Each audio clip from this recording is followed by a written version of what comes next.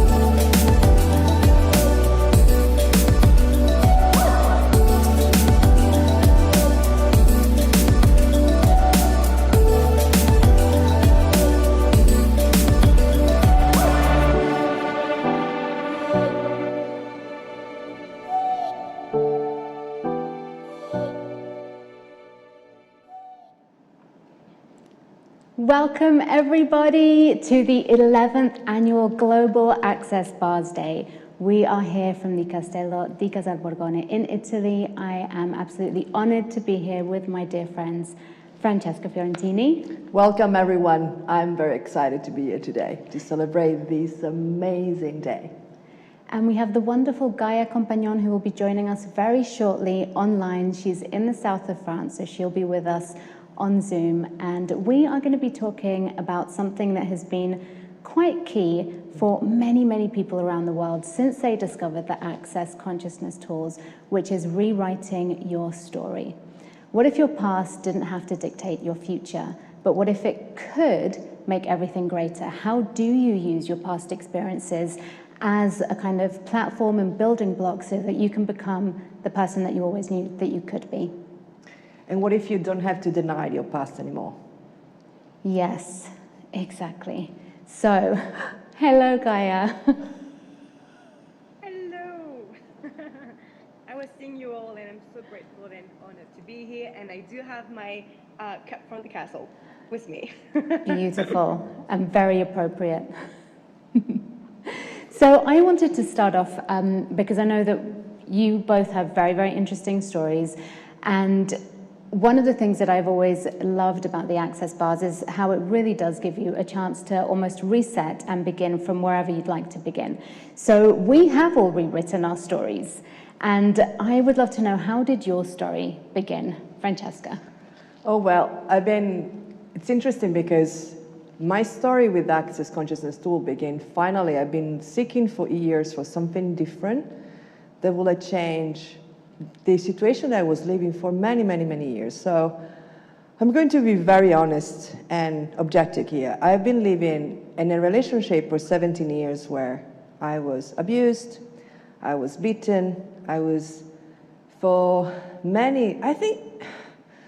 since I remember, I was trying to change any little areas of my life and my body and my behavior to finally get it right, to don't get into the aggression, or don't get into the discussion, or to don't, create that explosion of my partner around, and never worked. never worked, because any area that I've been looking through, actually there was nothing really wrong I had to change. How much I was looking to do this to finally stop the abusive. Because the next time I will have my black eyes anyway. And it's funny part as well, because I was so loyal to my family, and I knew I had to sacrifice myself for that. And if I will sacrifice myself till the end, this will change. But then when I went across the Access Consciousness tool, finally, like a friend or friends from another part of the world, through a book, through videos, through the Access Consciousness bars, finally got the message, nothing is wrong with you. You just need to make another choice. The abuse is not, you don't have to accept abuse.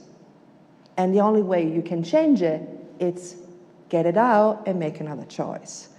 So that's how I started rewriting my story, Diva.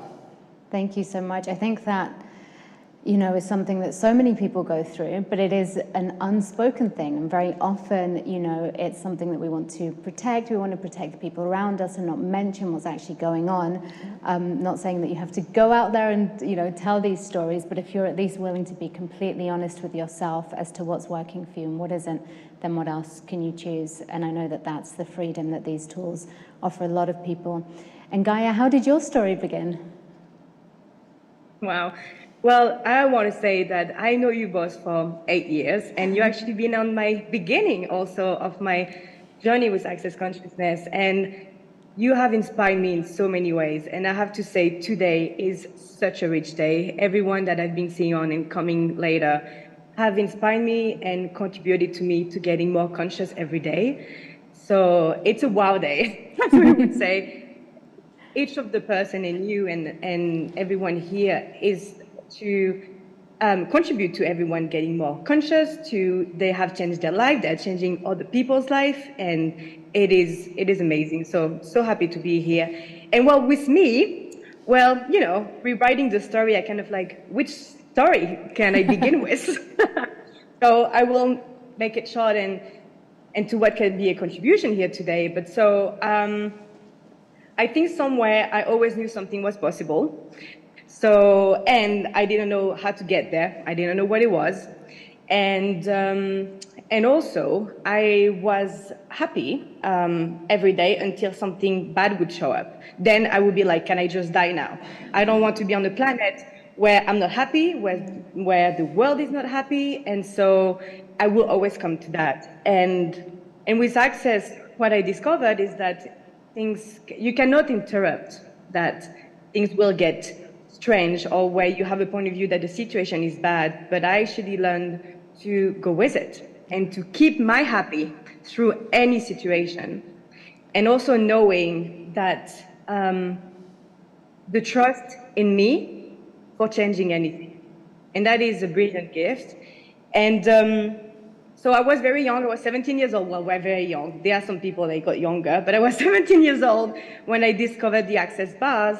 Because my mom was always telling me about consciousness. And I was like, honestly, Mom, this is boring. Consciousness, I'm like, I don't want to spend my life sitting by a tree and meditation. So that's the point I had about consciousness. So I was like, thank you, but yeah, I will keep on doing my things, which I thought life was about, intense, like being in dramatic, to have passion, love, to have friends, I don't know, it was all this thing. And even with that, I was still not super happy. So I was like, okay, this is not it. And then I saw my mom traveling around Europe, going to those classes she was telling me about that were only in English. So I was like, she's changing her life, she's getting happier in a place where she doesn't understand what they say. Yeah, because she speaks French as just information. French. Yeah. That's information. Thank you. I thought maybe with my accent you will get it. I'm kidding. But so that's kind of the beginning of my story amongst any other things, but that was the beginning. And also one of the greater gifts is 3 years later, after using the access bars, I sat in my kitchen and I was like, so what has changed in my life? And then I started to look, oh, I used to judge myself 24 hours a day, and now I almost don't anymore. So it's this massive change that you can acknowledge. So Yeah. up to you, Diva, not any longer. Yeah. But That's yeah. wonderful. Where does your rewrite start, Diva? Yeah, yeah. Well, mine, oh my goodness, like Gaia, you know, like which one? But I'd say one of the kind of most defining moments growing up was recognizing that I grew up with a lot of mental health issues around me, within family members, even my babysitter at the time. And it was a topic that was really not spoken of, not like it is today. And, you know, I have a father who was diagnosed with paranoid schizophrenia when I was very young. And so there was a lot of that going on, and a lot of abuse and violence and aggression at home, which led to me as a young child constantly being scared, basically. Wow. 24/7, living on edge, like walking on eggshells, sleeping with one eye closed, one eye open, you know, wondering, are we going to make it through another day? Not to go into the drama of it, but that was the story that for so many years I didn't want to talk about in case it was unkind to other people, but now I recognize the gift that it can be. And, you know, I'm not a huge fan of blaming my past for limitations that I may have. So you know, since I was very young, I knew that I wanted to use any experience that I'd ever gone through to contribute something different to the world. So now I do work with a lot of people that we at Access Consciousness affectionately call X-Men, who are the people who have been labeled or not labeled with different, you know, labels of disability. But I really do owe that a lot to the past, and it has been a huge gift to know now, with the tools of Access Consciousness, that there are so many capacities and abilities that are behind all of those labels. So, you know, we can choose what it is that we want to choose with our past. But I did want to ask you guys, ladies, too, like, what did that create in your world specifically with your stories? What did that create? Some kind of drive in you or a demand? Well, totally, like the driving was being on 6th gear on a sport car, like you'll finally get the speed I want, and the joy and the happiness. Because one of the things, and also through what you said, when Gaia just said, it's regarding, like, I thought I was happy. I thought that the moment of happiness, or the days that I was deserving that peace, that was the happiness, the maximum I could have, and the joy. So it actually first, that create that turn left, the left turn, that finally it's interesting because in a very Catholic and Christian country as Italy is, where you grow up in a family where your mom sacrificed for the family, you know, she has been working for that. You have been seeing this for years, and, you know, family stories. Finally choosing for me without blame myself to be selfish for the first time ever. And then suddenly people were recognizing how generous I was, how kind I was, how, you know, gentle and brilliant. I'm like, and why you didn't before when I was sacrificing myself? It's interesting because finally choosing to be me no matter what, and discovering, I'm still discovering every day what that means, being me. But and also the change for me in the word, has been as well, like, people don't really talk about the abuse, right? I also was a little bit, honestly, before starting, I'm like, I still have a daughter out there, I still have people knowing the person, but, well, this happened, so there is, you know, nothing to hide. That's the point, like, stop hiding what actually creates that lack of desire of living, because that's what was it. So, and inspire that you can choose to be kind, you can choose to be different in the world, even if you went through a tough moment, right? So, Yeah. I love that. Yeah, knowing that you don't have to be against your past, against the future. There's nothing to go against or to defend against, but it's always like a brand new day. Like, what do you desire to choose now? From this very moment, what choices do you have available? What did that create for you, Gaia? Well, I do want to say with everything that Francesca said here, this thing of being able to be present with where you see where you have limited yourself. And I mean, how can I say that? I mean, even earlier with Brendan, who was talking about, the wrongness, and then later we also have Kalpana talking about judgment.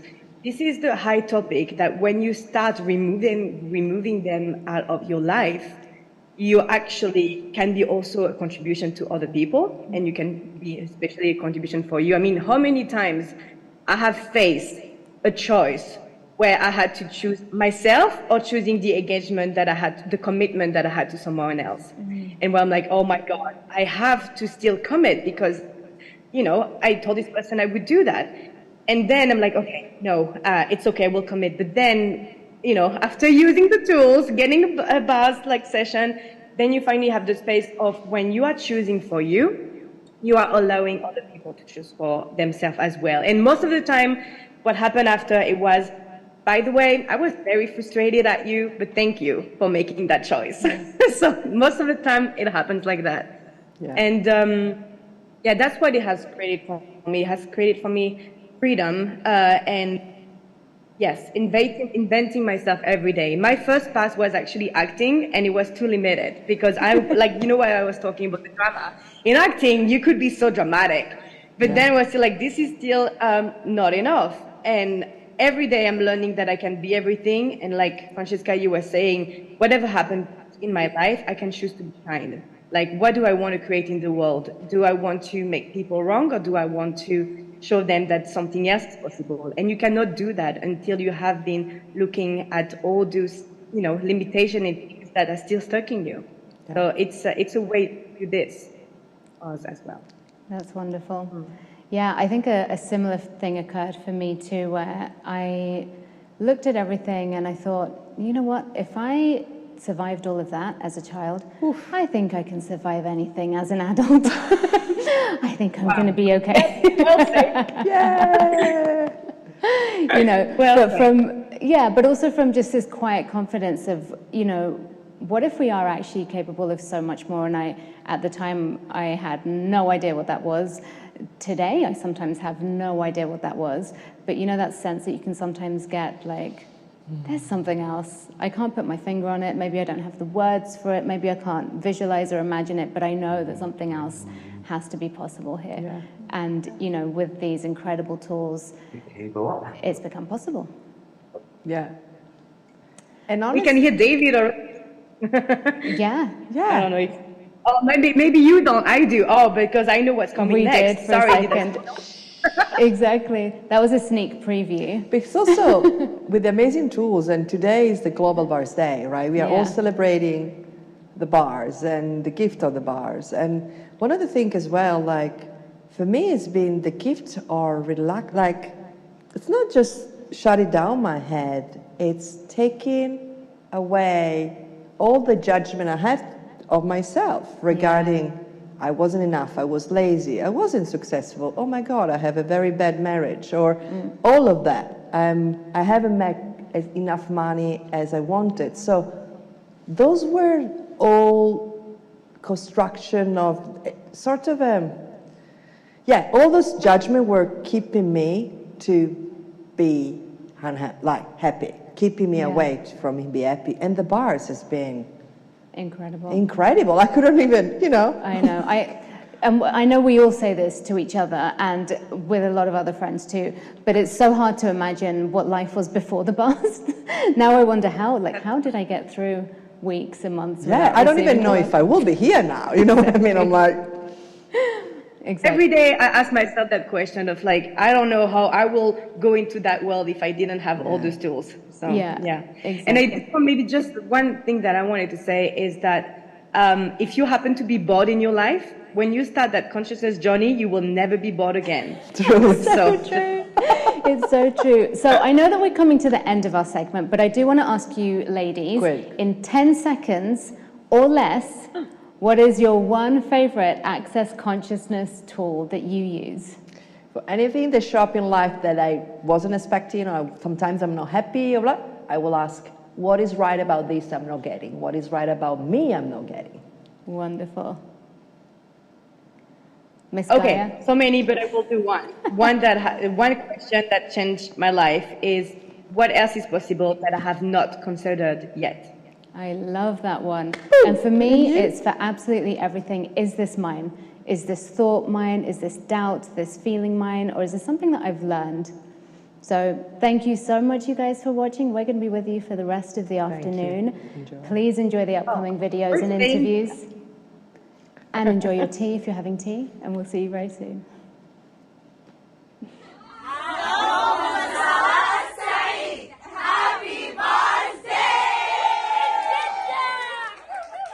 As far as mental health goes, I think the bars are great. There's studies that show that it's great for depression and anxiety, and I think that in conjunction with the tools really changes your mindset about life and in day-to-day.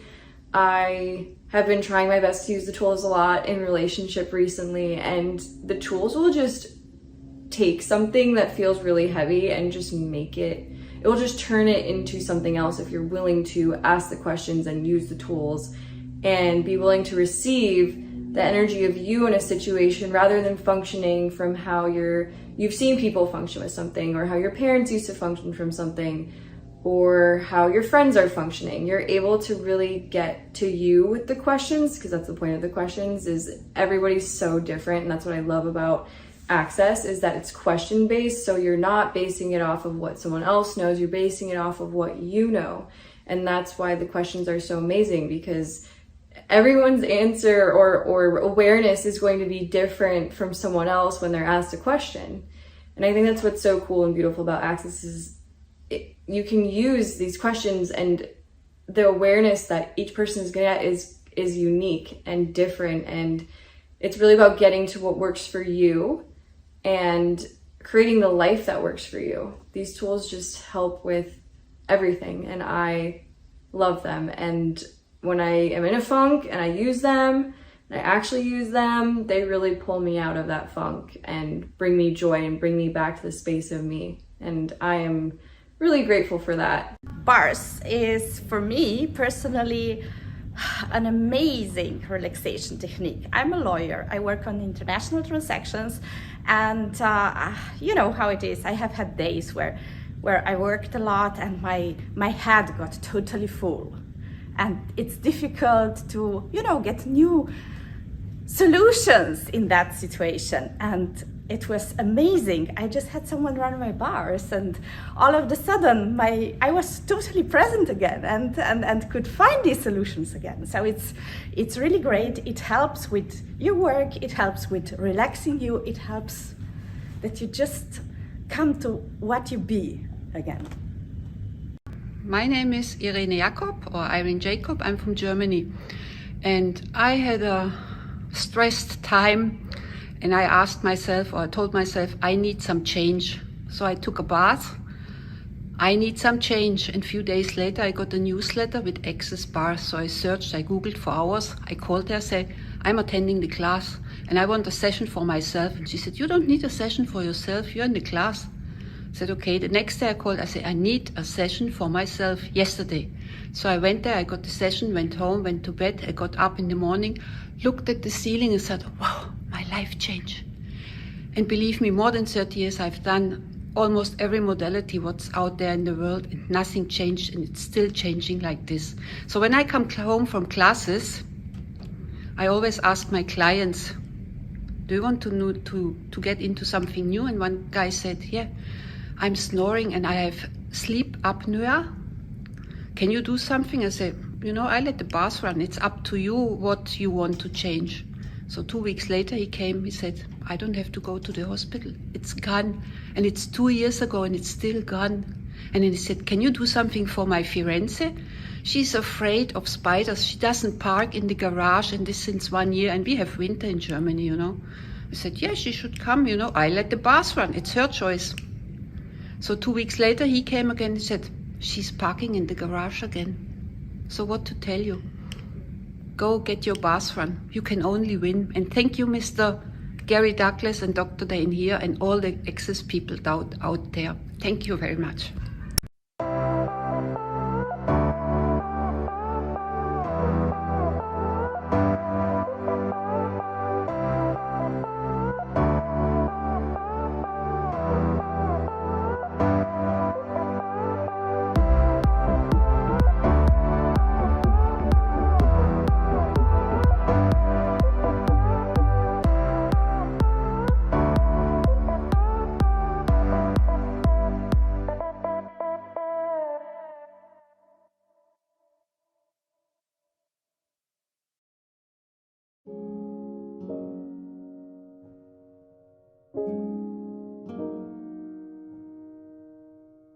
It gets really tough to sustain high levels of productivity for long periods of time if you're always dealing with high levels of anxiety, not sleeping well, self-medicating. If you're uptight or you're stressed or anxious, you might go hunting for problems and forget to see the whole picture.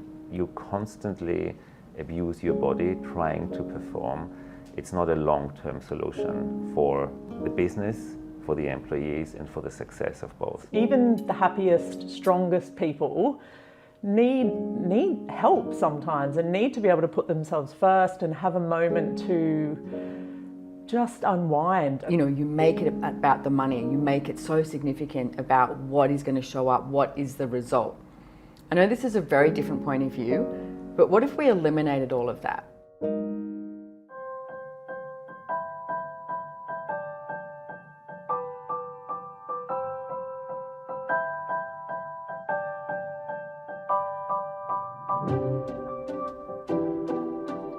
Come from corporate sales, and that's where, like, for me, bars played a huge role in that. So we work on quarters. A lot of sales guys either have quarters or end of months, and that is a time where your pressure is very high, the anxiety levels are really high. So getting my bars run was really critical for me. So what I would tell anyone who's interested in bars and business, talk to your health and wellness department, bring in a couple bars facilitators, put that budget towards it, and see what happens. Best case is you have an increase in performance, your closing ratios go up, your team isn't as stressed, you're able to be a lot more productive as a team and hit your next month's quota without having that week of lag time. I set up a bars room in my law firm where everybody can have a bar session. What I noticed is as soon as people know there is a method they can apply where they recover fully in 30 to 45 minutes, the whole stress level decreased. Sometimes I have to work till 1, 2 in the morning. Next meeting is at 8 a.m. next morning. Most of the time you can't sleep because you're so nervous, knowing that I can just book a bar session and my body will fully recover because the depth of relaxation is so deep that it replaces for me 6 hours of sleep. It relaxes the whole atmosphere in the company. It relaxes the way people interact with each other. We have the ability to change everything in this world.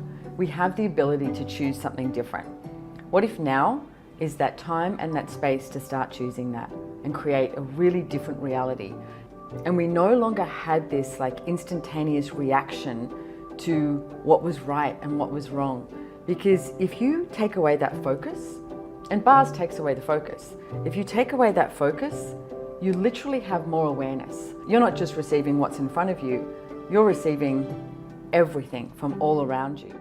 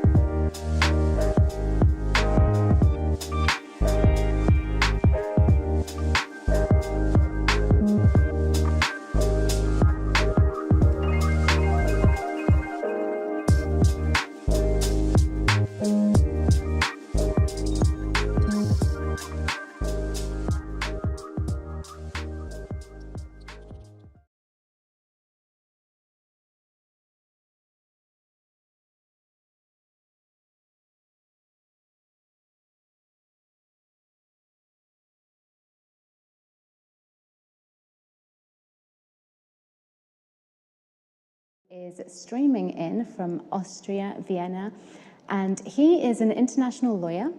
He is also the International Lawyer of Access Consciousness.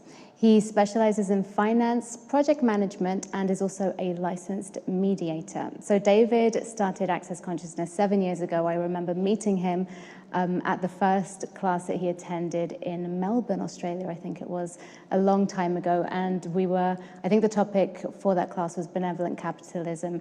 And I remember David coming in and asking all of these brilliant questions that really apply to everyday life in the workplace. So thank you so much, David, for coming. He's going to be coming on in just a second. Hello, my friend. How are you? Hello, Diva. I'm actually in Iraq right now, in Erbil, and not in Vienna. I'm facilitating a foundation class here. That's right. I did actually see that on social media. Well, it's wonderful to have you. Thank you so much. Now, you, David, you have a lot of experience in the corporate world. You have your own business and several businesses in the corporate world.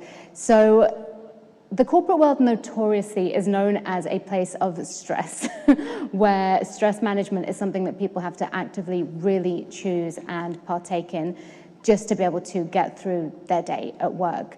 At the moment, and I'd say also since COVID, it's probably been at an all-time high.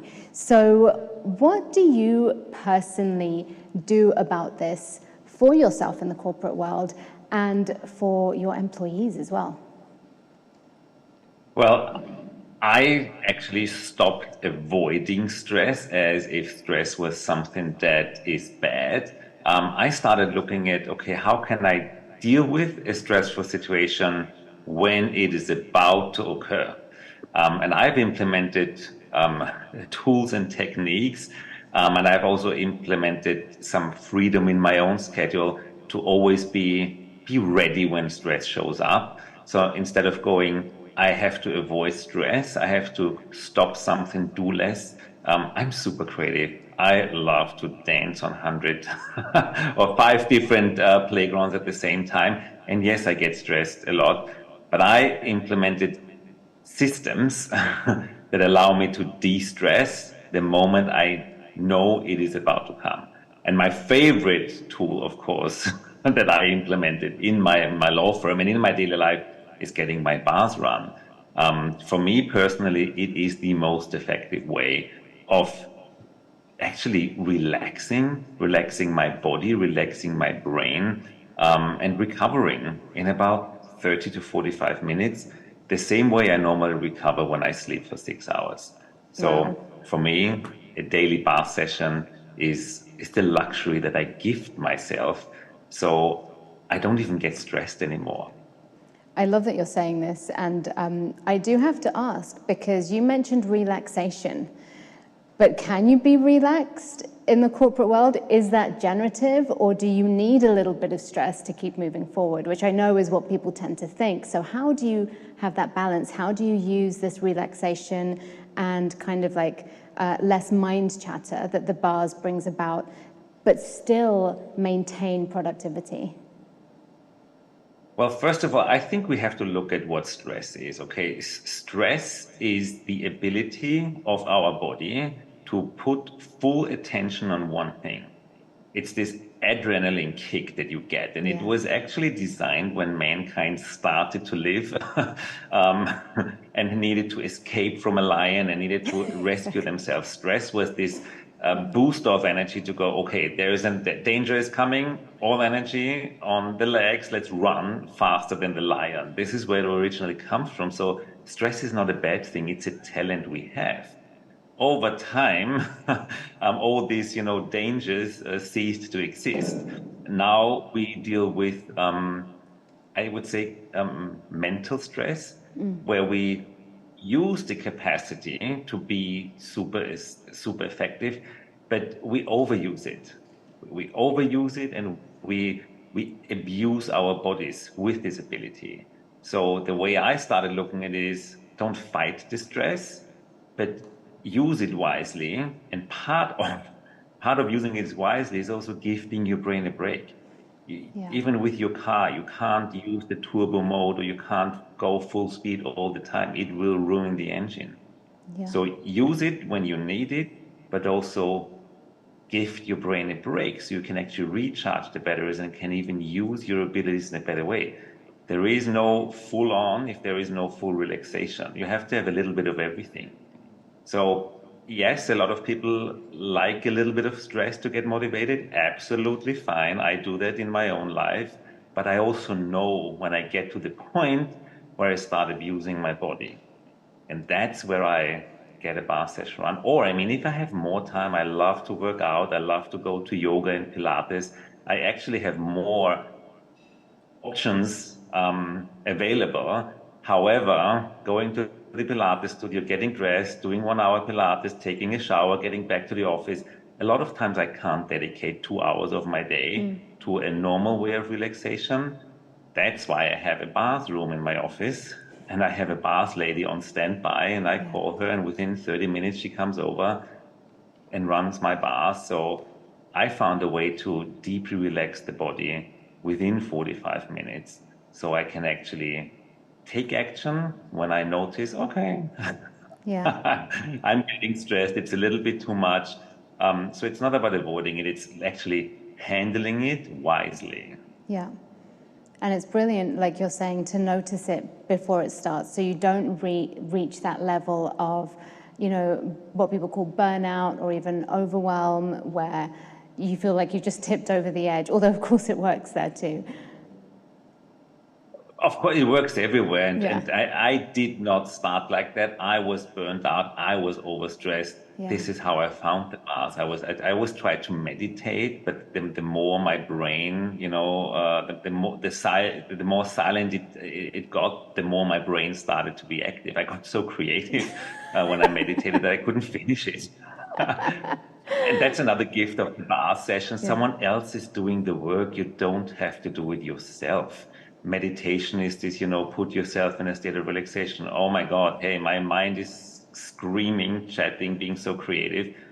The fact that someone else puts your fingers on the head, it's kind of, gosh, someone else is doing the job. I really get to relax.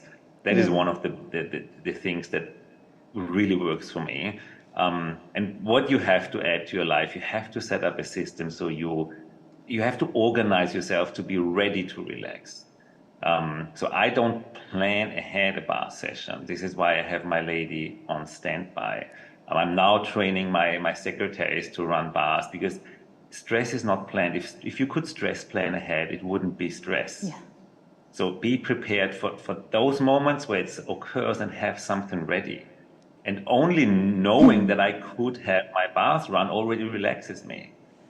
Because I know, hey, don't be afraid of stress, because if it's getting too much, call Kerstin and you'll be fit in an hour. Yeah. So it's more like the way you organize your life, the way you think about your life, the way it's a lot in your mind, you know. Be prepared and have something available that you can immediately choose to relax. Just having that on standby relaxes me. Yeah. So the benefits are great. Just having it as an option relaxes me. Yeah, absolutely. And it's brilliant, you know, what you're saying about knowing that you're going to have the bar session already relaxes you, because I guess in a way you're already knowing that you're making this choice to prioritize your mental health, your physical health as well, and relaxation. And I know that you touched on it a little bit, but I just want to go back a second and ask you, in your experience, because I know that you've tried a lot of different things before discovering Access Consciousness and the Access Bars, what are some of the key differences that you personally experienced and noticed with an Access Bar session in comparison to other things that you've tried in the past? Well, I mentioned it, the Access Bar session, someone else is running your bars. It's like try to give yourself a deep tissue massage. Yeah, it's kind of okay. But that really deep tissue relaxing massage comes when a therapist does it. You know, I think that's also something in my mind that I totally let go when I know I don't have to do anything. Of course it would work meditating, but that deep relaxation when I don't have to do it, it's also gifting you that space of letting go. I mean, I always thought I have to be strong, I have to work through this, and if I really want to be successful, I can't show any weakness. That is a big lie. I actually totally changed my point of view. I know now it's a strongness to say, hey, I need a rest. because Yes. nobody has to be perfect, okay? That's an illusion that successful businessmen and businesswomen have to be perfect and they can't show any weakness. It's a strongness to recognize that you need a rest. It's a strongness to go, you know what, it's just easier if I don't have to do it myself. So asking for help and allowing someone else to relax you, that's a strength. Yeah. And And I'm so happy I found it and I'm choosing it. I'm actually not going, should I be able to handle it myself? No, you don't. Nobody has to handle everything themselves. Yeah, You can which ask for is, help. and They that's, do it. sorry, it's quite revolutionary in the workplace and especially in the corporate world that you don't have to do everything yourself. And I know you mentioned that you changed your point of view, and I'm sure a lot of people would be curious to know, how did you change your point of view when you've been taught, to think a certain way for so long? What creates that jump? Is it a jump or is it easy? How was that for you? It wasn't an easy jump. I was struggling because, especially as a lawyer, especially working in an international context, especially growing up with this, you have to perform, you have to be perfect. I was looking at, am I kind to myself? Am I happy? Am I actually really enjoying my life? Constantly putting myself under pressure, and I found out, no, I don't. So I actually got to the point where I said, do I want to put myself as priority number one in my life? Yeah. Or do I want to keep pleasing or satisfying other assumed opinions of others? Because they are only assumptions. The minute I actually started going, hey, it's okay to ask for help, the amount of people who said, oh my God, finally, I want that too. So instead of being kind of embarrassed, I became the inspiration for others to also ask for help and to also change their point of view. It was a big leap, but I'm so glad I did it.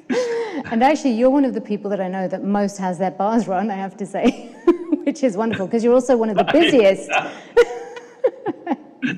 I love to be busy. I would be bored if I wouldn't have like 5 things at the same time going on. But I also know with my bar sessions, with my regular bar sessions, it's just way more fun.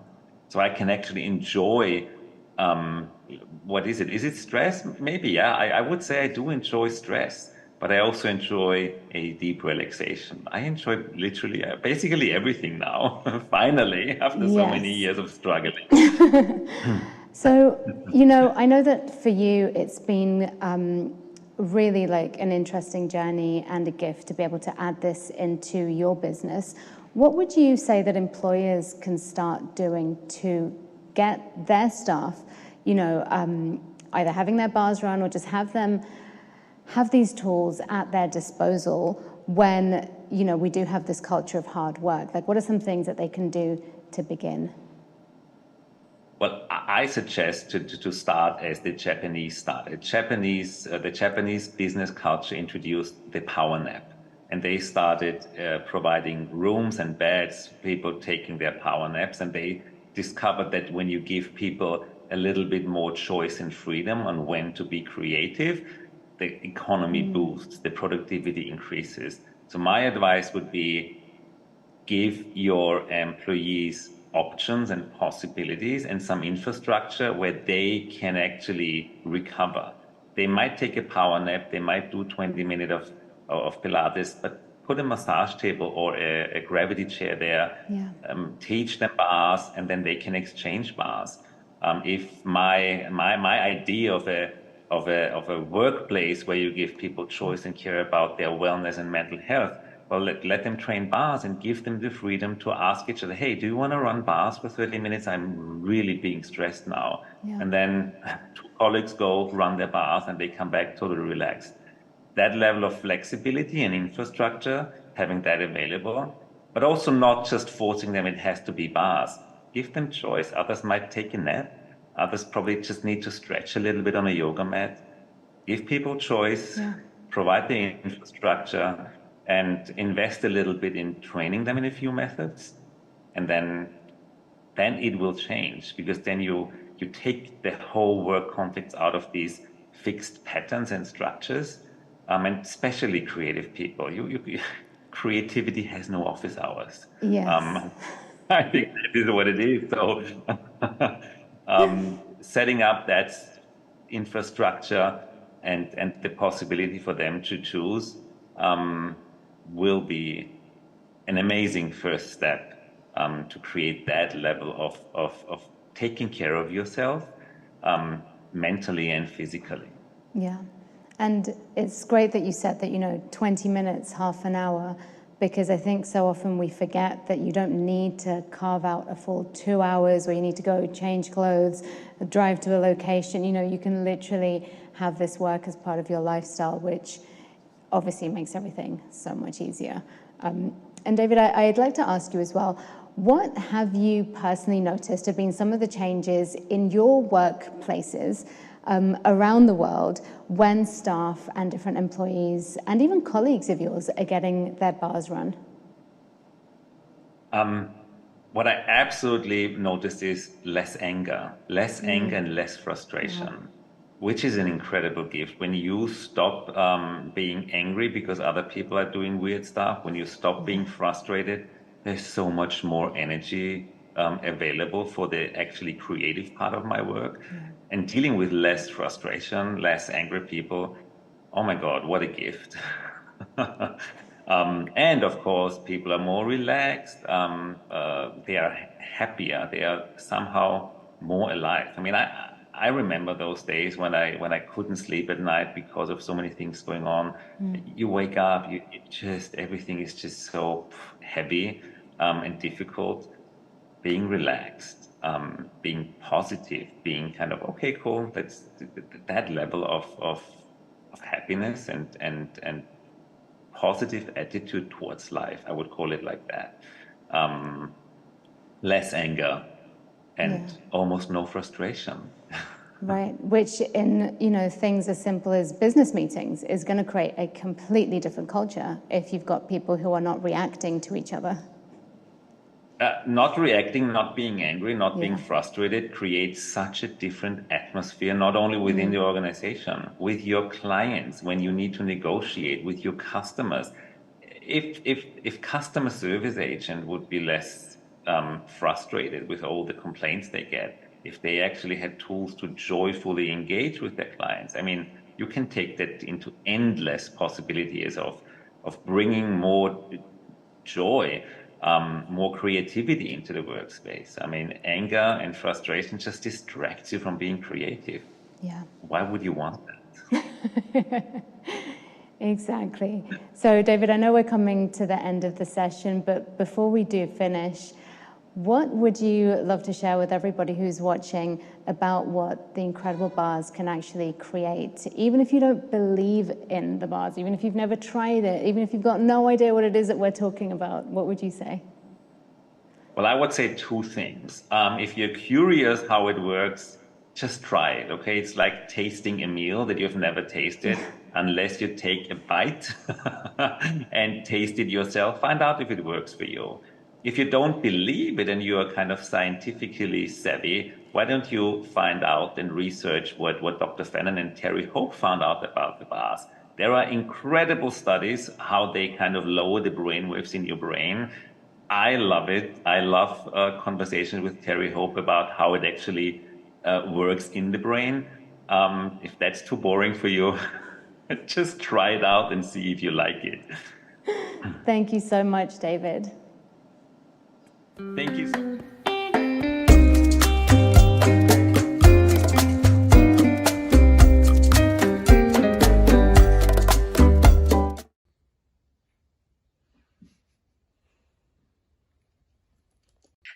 Before bars, actually, I always tell this, I wasn't in a depressing mood or anything wrong with my health. I was healthy, happy person.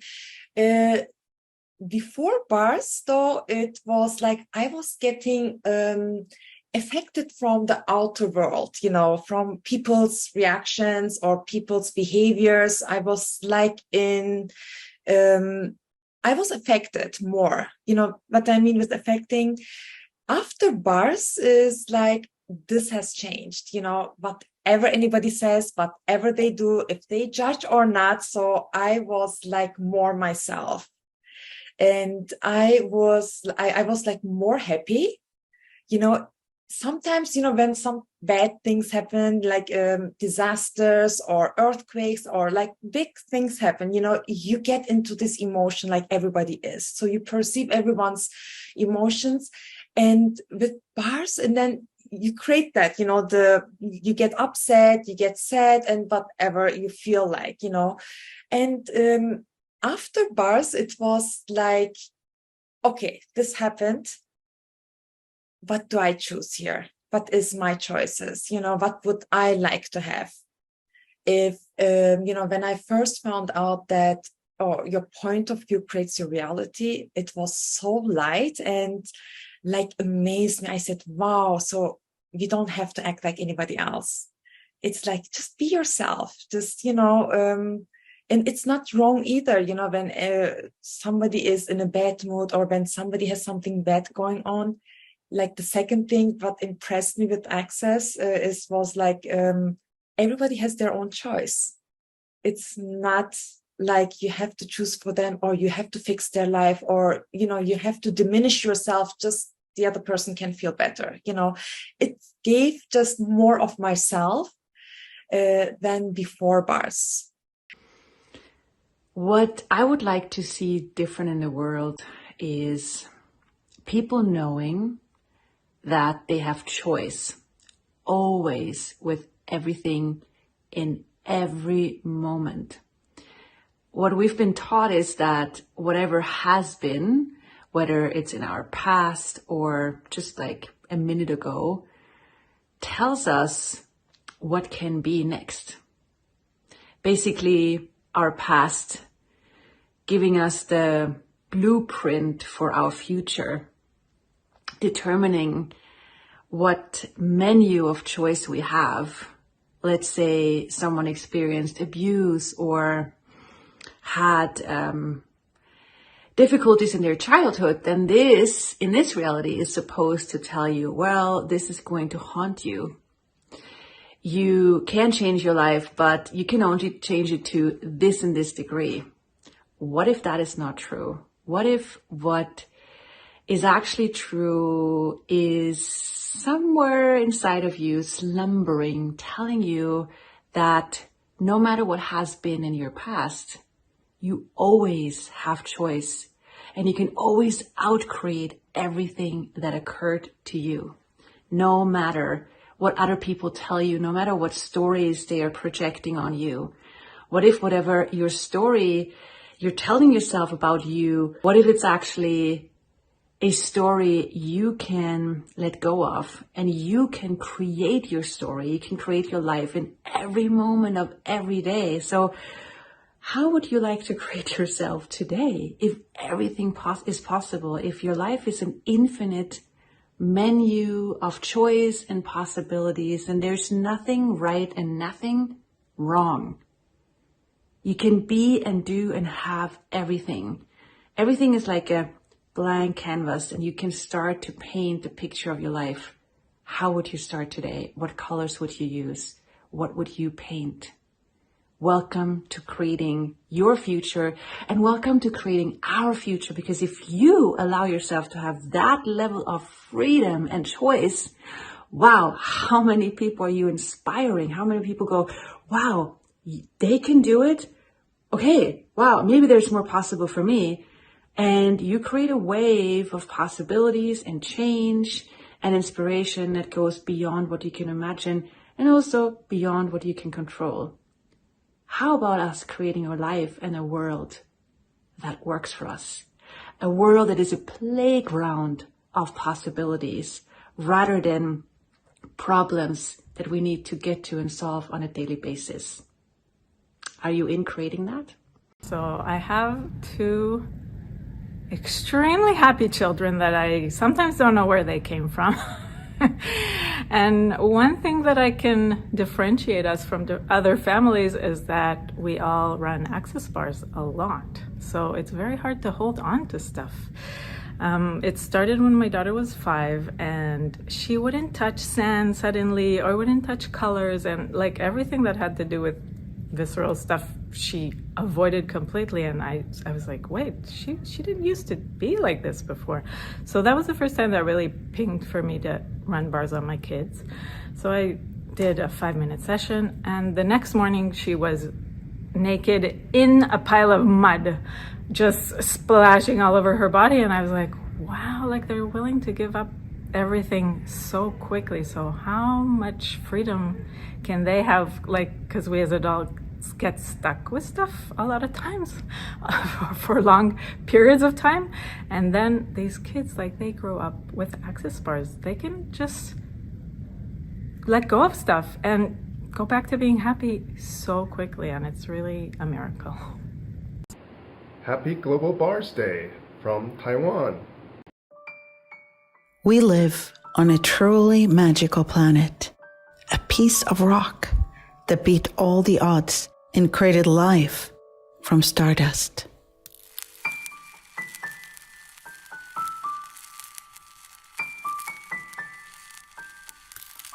No one is really sure how planets are born.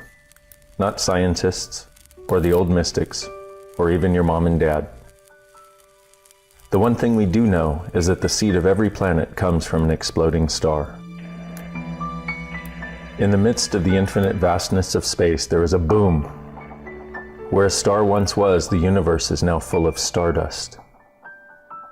Billions of planet seeds swirling in space. Each piece of starry dust is unique, yet every piece is also a part of the star that once was.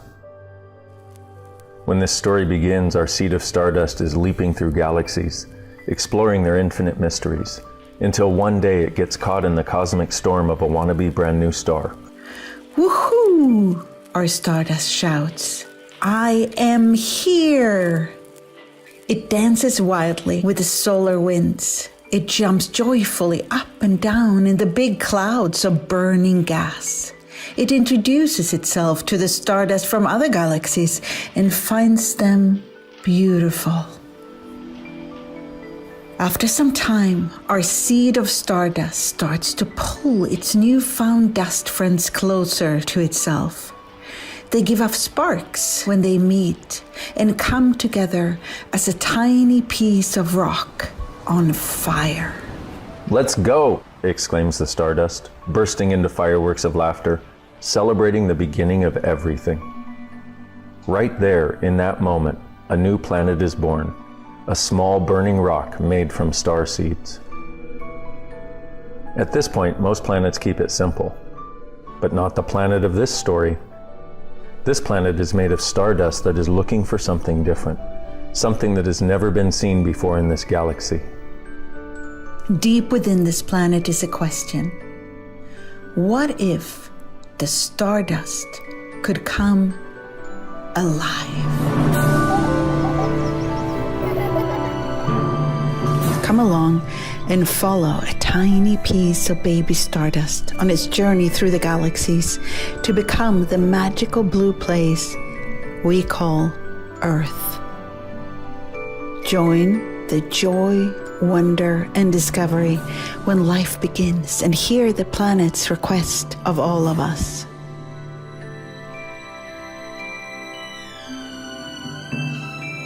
What if our greatest gift to the Earth is to come alive and be happy?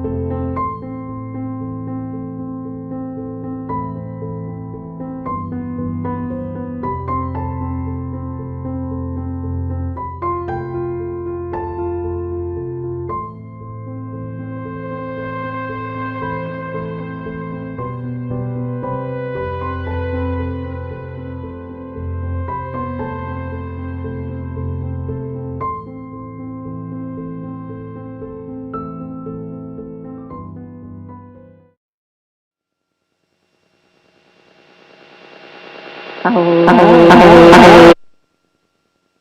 Ooh. I'm going to try again. Hello. Hello, every piece of stardust out there. Welcome to the forest. It's a winter forest, so it's really cold. Just take a deep breath in, and we're going to go on a journey into this forest, into forests all around the world and throughout time. So just start by taking a deep breath in all the way from your toes and up through your body. And take a moment and just tap in to the forest around me, behind me, under my feet.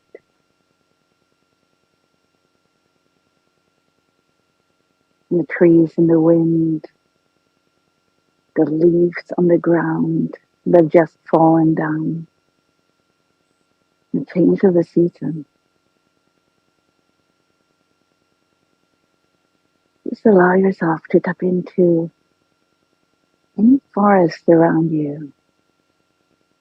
You don't need to be outside to tap into a forest. Or tap into a forest you've been in before, in the summer or the autumn, the winter. Allow yourself to go through the forest, your feet on the carpet of leaves, of grass, of earth, and look up through the branches of the trees.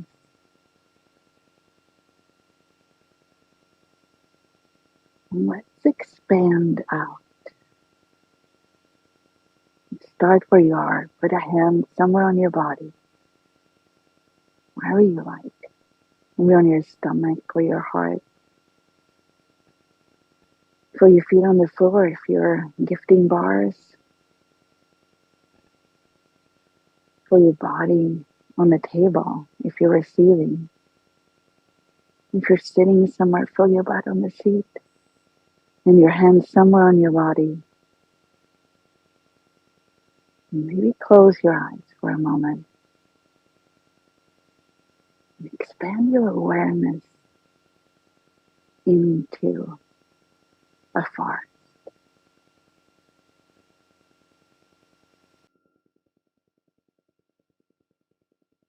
Allow your awareness to go and explore between the branches and down. Follow the roots, expand into the earth. Just go along one of the roots of the tree.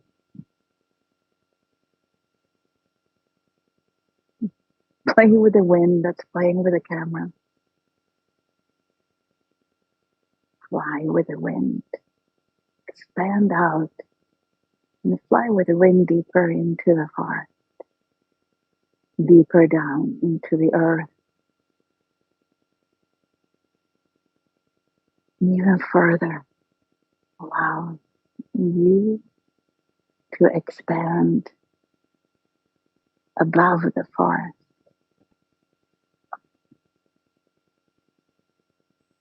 Even further into the sky and even deeper into the ground.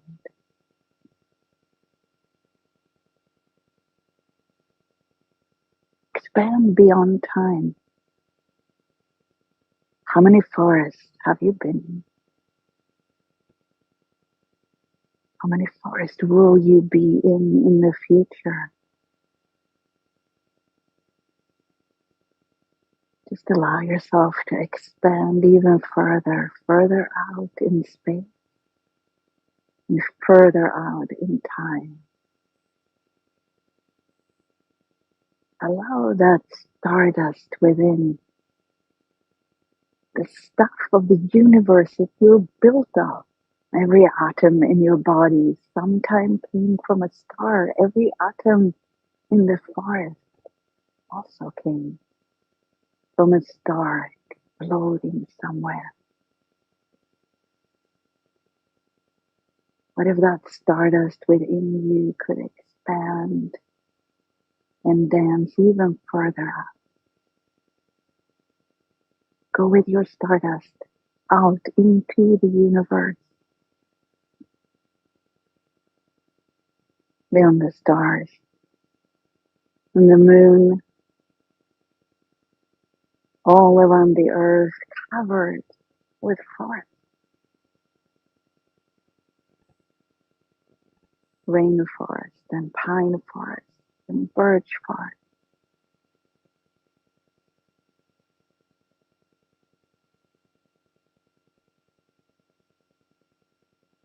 Let that stardust within you find its way into a tree while it's still out there in the universe. Go deeper into the tree, into the ages of the tree.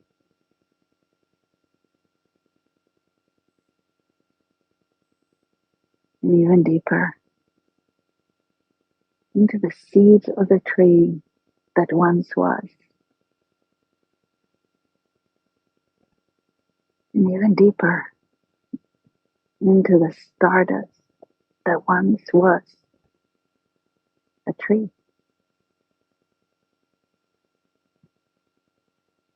How much of the stardust within you was once a tree, a forest?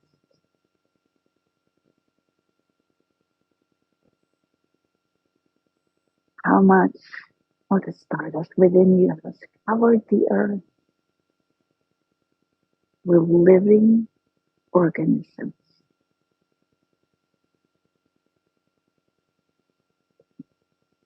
Feel that hand on your body and allow yourself to expand even further out. Let that stardust within you go even beyond our Milky Way, into the multiverses, the trillions of universes,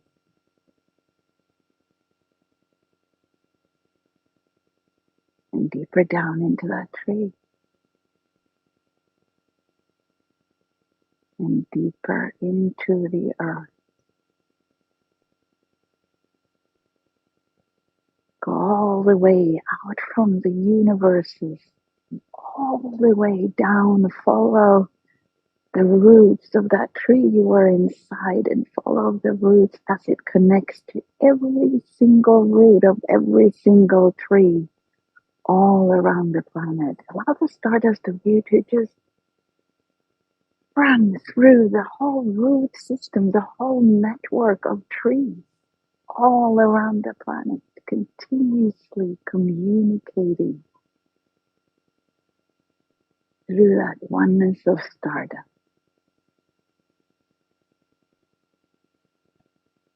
Allow that spark that is you to be everywhere. What if you were willing to dissolve and uncreate everything you decided is you, everything you defined as you, all the borders of you that you decided is who you are? What if you were willing to just dissolve them and allow yourself just for a moment to just be the stardust, beyond time, beyond space, dancing through the root system of the tree and through the star system up in the universe.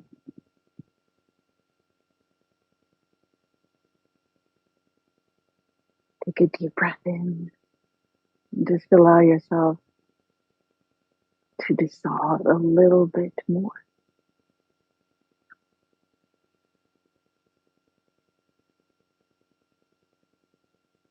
I'm going to add one more element. There's a beautiful access consciousness body process called restoration of communion with Earth. It's so easy to run. Wherever you are right now, if you're laying on a table, if you're sitting on a chair, if you're standing outside, just start to pull the vibration of the earth through your feet, out through your legs, through your knees, your thighs, through your stomach and back, out through your shoulder blades, and those invisible wings that's behind you, flopping through your arms, through your head, and out into the universe again. And ask for the restoration of communion with Earth to start running. Like a wave, a photon wavelength going through your body. And if you're running bars, allow the vibration of the earth, the restoration of the communion with Earth and that photon wavelength to go all through the person you're running bars on, through your body. Allow it to come out through your head, to the universe, and then again. Like that. And turn it up. And it doesn't feel like anything. Or it feels like everything. Whatever it is for you. Just ask for it to run. Ask for it to exponentialize. And then through your hands, just contribute to the earth. And just allow your hands to be a way where you contribute to the earth. Even if you're holding your hands on somebody's head, it doesn't matter. We're all made of the earth. We're all made of. Don't forget to breathe. And just allow yourself to receive from the earth and to contribute to the earth, to give to the earth simultaneously. Notice that when you receive more, you're also gifting more in the very moment of receiving. That is one of the most magical things about gifting and receiving. It is simultaneous. And every time you receive, you gift more. And every time you gift, you receive more. Let's keep it running. Restoration of communion with Earth. Please run all around the earth. And now, for a moment, step into everyone all around the globe that's running bars right now, or has been running bars already. Include them in this energy. Include them in the energy of gifting and receiving to and with and from the earth. Let that stardust within you reach out to every single person around this amazing planet of ours. Allow your body, the sensory organism that we've been given to experience life here on earth with, allow your body to contribute to the earth, to give to the earth, and to receive from the earth and from everyone around the earth right now. Restoration, communion with earth, please run.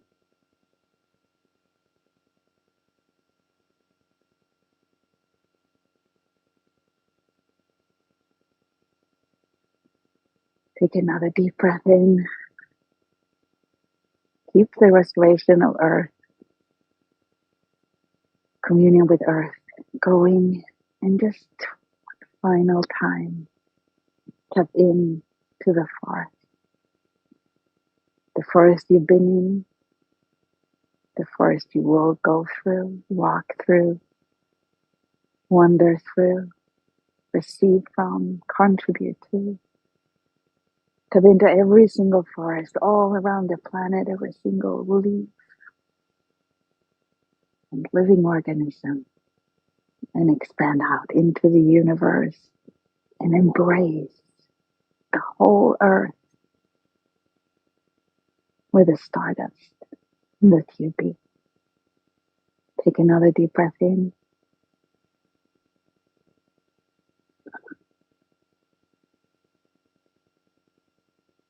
Allow the restoration of communion with Earth to keep running all through today, if you would like to.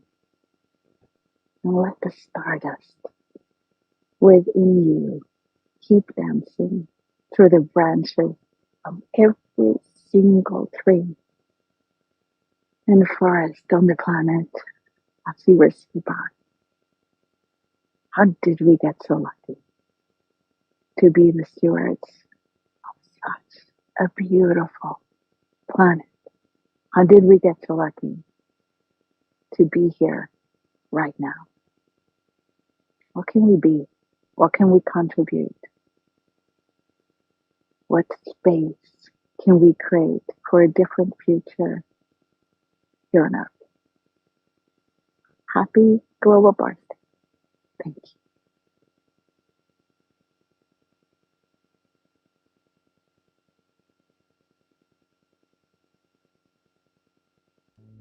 You start living your life from this colorful possibility of being the difference, being the uniqueness that you truly are, and opening up your gifts and your capacities that you didn't even know you had until you started relaxing into you. It just gives you this space to uncover and discover who you are as an infinite being. My name is Dain Heer, and I live in Russia and part-time in Canada. Normally I receive or gift bars once a week, sometimes more, to open up the possibility of receiving the life as it is, not through the filters of how it should be and how it must be. When we get to be present with what is, everything becomes possible and everything can be changed. And bars give that present of being present to us, and through just such a simple way as a touch. Everybody can touch. A light touch to your head creates so much magic.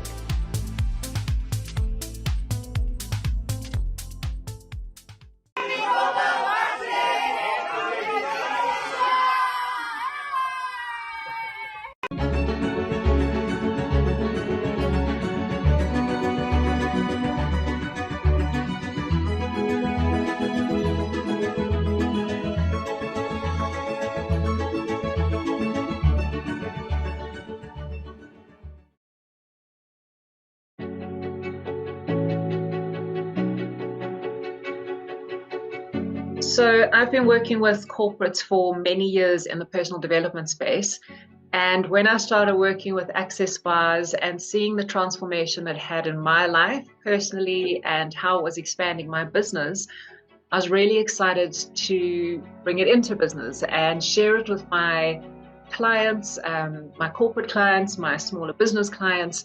You know, my life has changed significantly this last year, where now, as you know, a single income household, everything rests on me now. I was previously married, but now all of those bills are solely on me. So if anything, my anxiety levels would have shot up. Thank God for Bars and Access, where I've found somehow a sense of ease while creating even more. So logically, that was something I was worried about. I was like, how am I going to cope? If I'm already burnt out, what is going to happen? Am I going to end up hospitalized? What's going to happen here?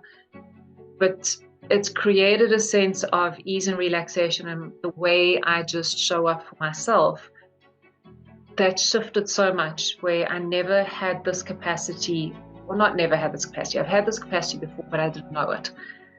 Before, where I just used to keep pushing and going, but it was from a space of whether it was control or lack or wanting to understand the outcome and wanting to determine how to do things.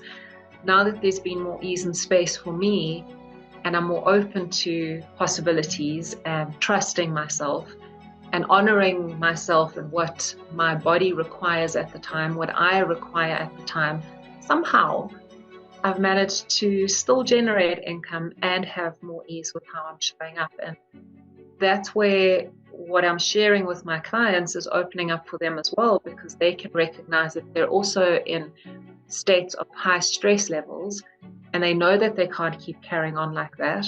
So they're starting to be open to alternate possibilities than just medication and traditional forms of helping anxiety and burnout. So that's been really great.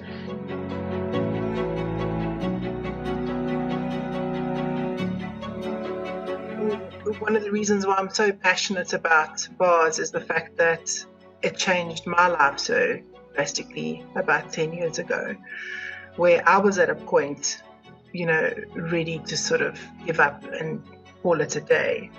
And bars came in and just changed absolutely everything for me. So I felt incredibly relaxed, definitely, after the session. But it wasn't until I started making decisions from a completely different space, from a space of more trust and more ease and just a knowing, like I just had a knowing of the direction that I wanted to go. And that changed a lot for me. I went from questioning every 2 seconds to just knowing that this is what I need to do and not questioning it at all.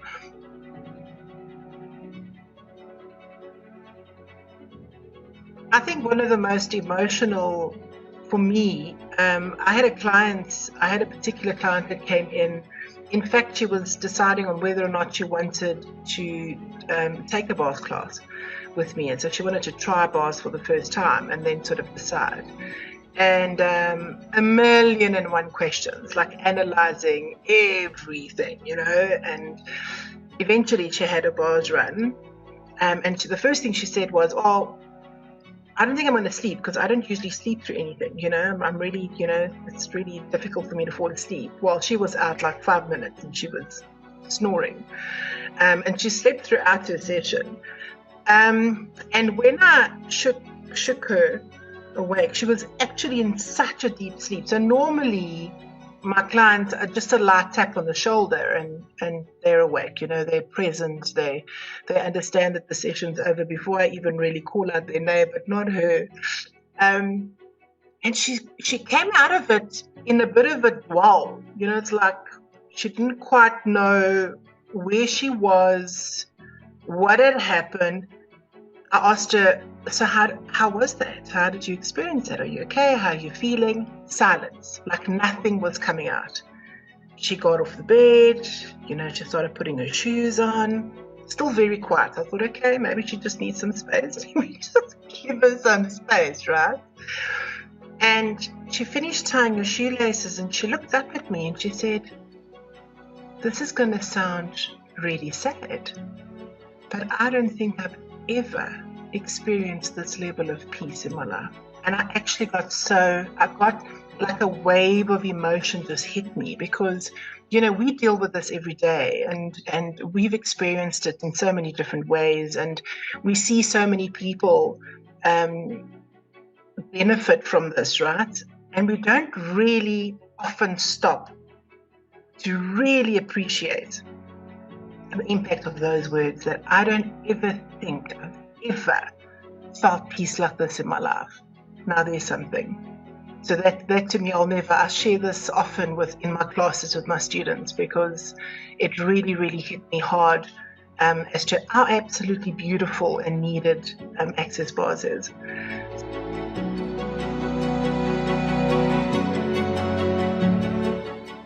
I wasn't calling it bars in business, but I was introducing bars as one of my offerings to my clients in business. And then I was chatting with a few facilitators, and together we put a trial kind of together for corporate. So I approached 2 of my clients and said to them, look, can we do a trial for 6 weeks with some of your employees, your highly stressed employees? We're not going to charge you for it. Can we do this for you and see what comes out? And then that feedback is what helped us go back into having the meeting. You might feel like you're being a contribution, and I'm not saying that that's for everyone. Someone straight away goes in there and says, this is what I'm offering, this is what it costs. That's cool. But if you're not that type of person and you rather want to let people experience it first and allow that to introduce, more possibilities, then that's a way to do it as well, is to do a trial or just a one-off offering. So that really helped. The trial also gave us some great perspectives and feedback and insight that we might not have been able to get if we'd just gone straight in there with the clients. But again, see who you're speaking with. You'll know the people you're speaking with. And by people, maybe or at least me, where that could trip us up is thinking clients. No, it's just other people. What contribution can you be? And who knows what else is possible with the connections that they have. So just don't overthink it. Don't overthink it. Just start chatting and sharing and running people's bars.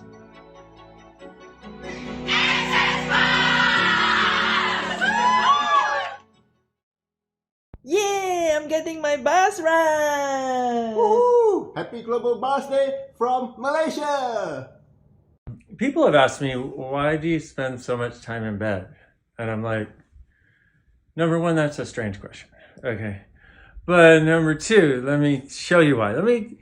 Okay, for me, one of my favorite places around bars is in bed, because a lot of times I will have bar sessions that last for hours because I change a lot. And when you change, bars really help the sort of like broken glass feeling in your world.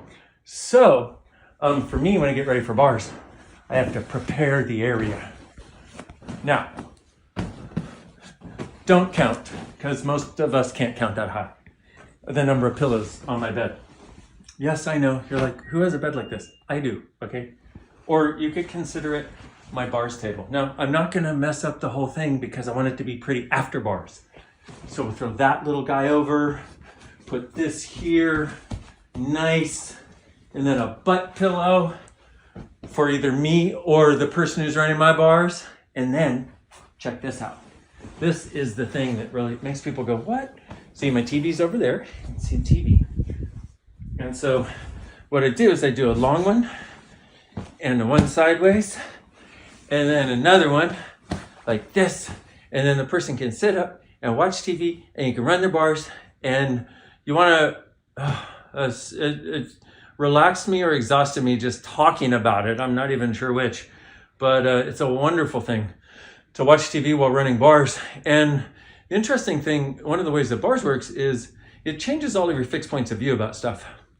And so it's kind of interesting because there would be times where I would be getting my bars run and there would be yucky stuff. There used to be a program called Nip and Tuck on TV, and I could never watch it. Like literally I would get to the place where I had to go toss my cookies. You're welcome. That wasn't that visual, was it? No, that was not too bad. I mean, toss cookies. But when you put it together and you realize that means vomit all over, then it starts getting ugly. Anyway, hopefully you're getting your bars run as I'm talking about this, because then the charge that normally goes in and creates, it dissipates.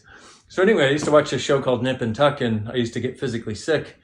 And there was one time where it came on, I was getting my bars run, and I'm like, let's just keep watching this for a little bit until I can't stand it anymore.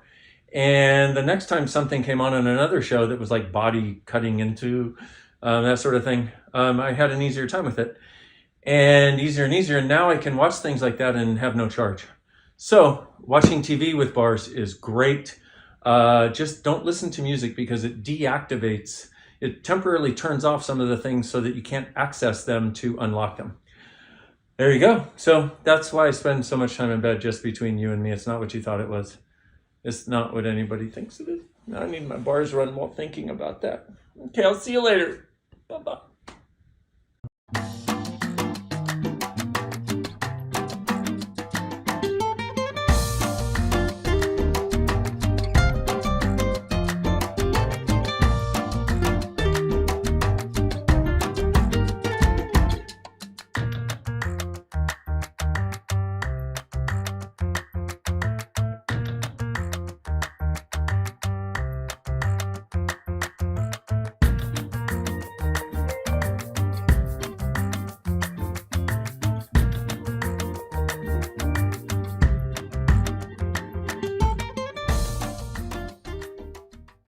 How often do you have stuff going on in your head? All and the it's time. Just like Oh, it used to be all the time. used to be all the time. Wow, I remember. I'm so glad you asked that.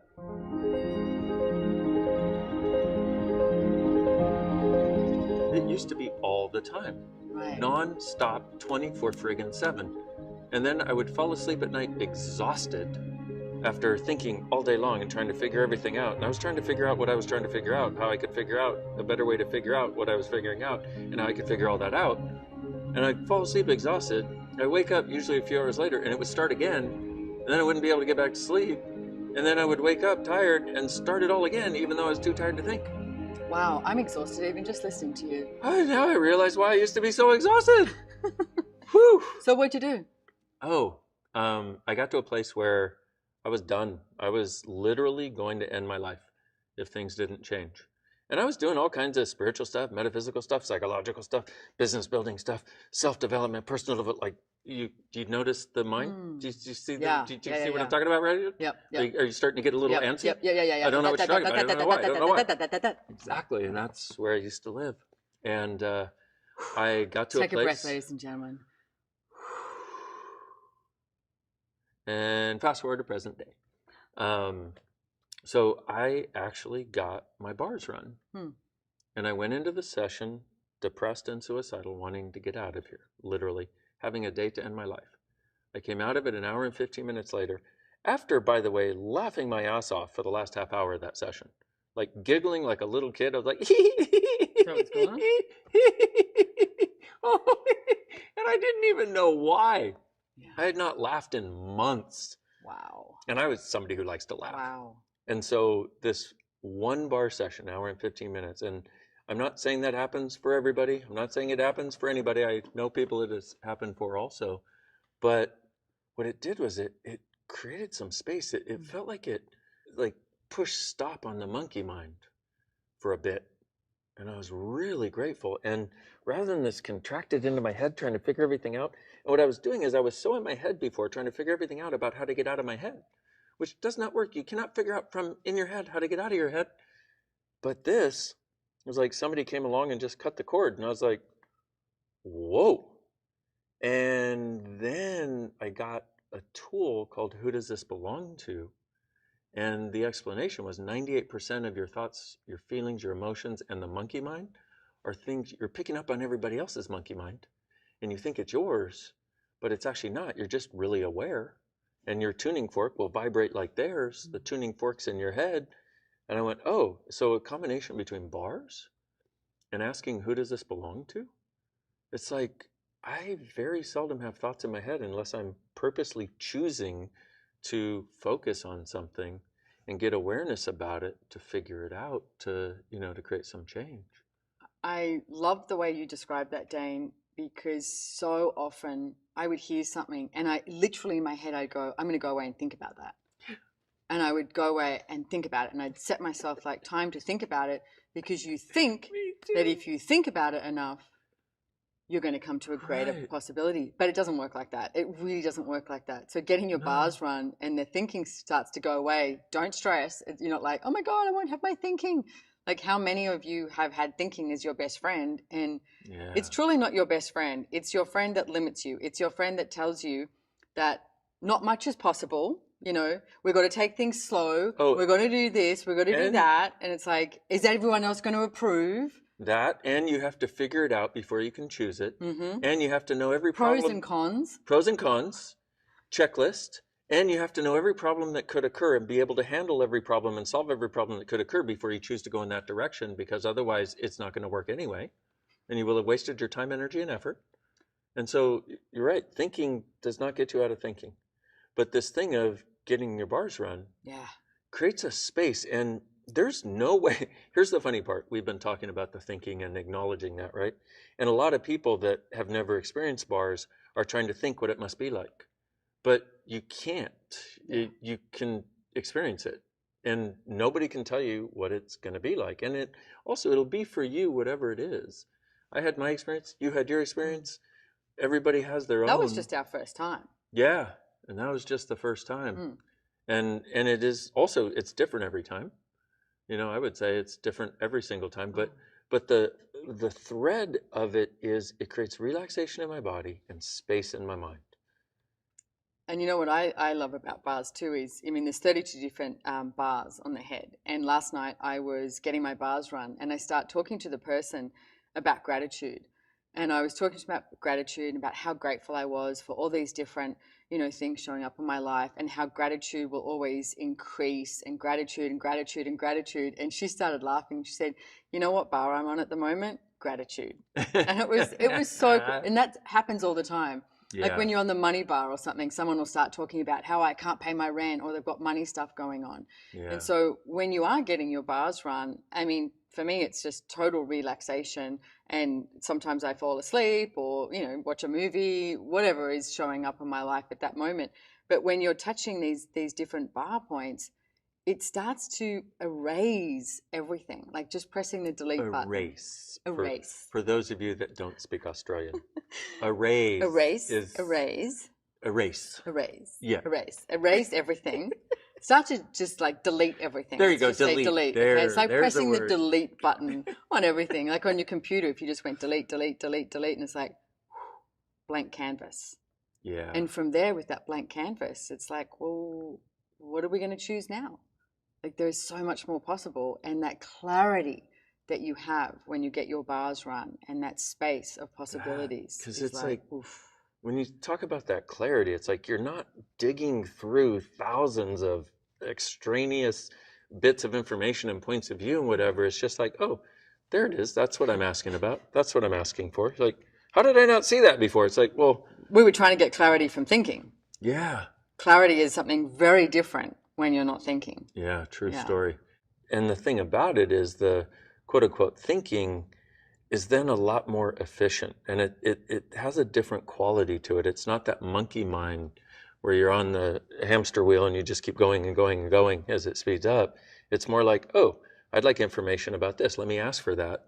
And then you know it when it shows up. Yeah. Which is the other. And you also know who to talk to, what to read, what to watch, or whatever to get the information you're seeking. Because you make this connection energetically. That makes me so excited, I know, because me too. it literally happens all day, every day.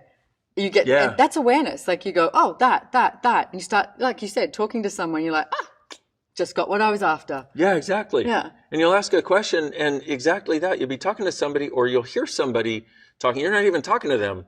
And you'll hear what the child says to her mom, 6-year-old walking with her mom down the street, and she says, Mommy, blah, blah, blah. You're like, that's what I needed to hear. And that's the beauty of it. You start to realize that all of this awareness information can come from anywhere. That you start receiving. It doesn't have to come from you figuring it all out and controlling it. Nope. And we've also done studies and found that a bar session decreases anxiety, stress, and depression an average of 87% with one session. Dude. Yeah.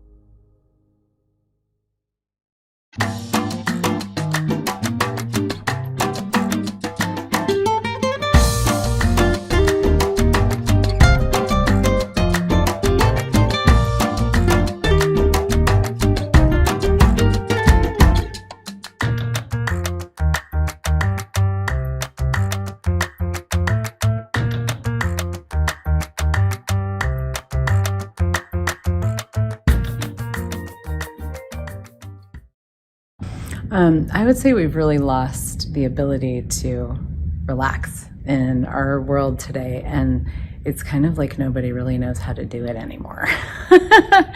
And the access bars it's really changed everything in my life. I could, go on and on for hours, but one of the things the ways that I use it as a tool is actually to help me relax and actually help my brain relax. And for me, it actually creates a sense of true relaxation, which is something that I think also, people kind of think like relaxation is vegging out in front of the TV or whatever. I don't know that that's even really relaxing for a lot of people, And so it's like, what is true relaxation? And to me, the access bars is true relaxation that not just while I'm on the table, but it goes out and it moves into every area, every nook and cranny of my life from then forward. And there's this cumulative effect where I get to relax more and more and more over time with everything that I do and create. And I am so grateful for that. I'm getting my bars from October 21st, Global Bars Day. Yoo-hoo!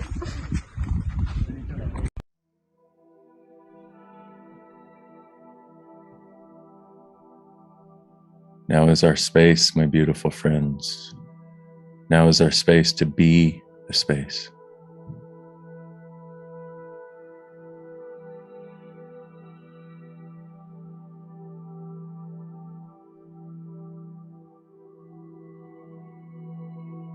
What do you know that does not have the solidity of thinking?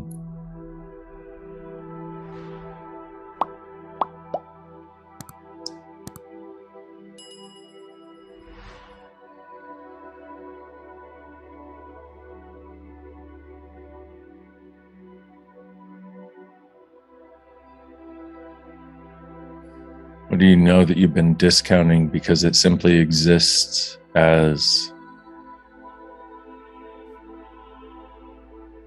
whispers through space rather than solid objects?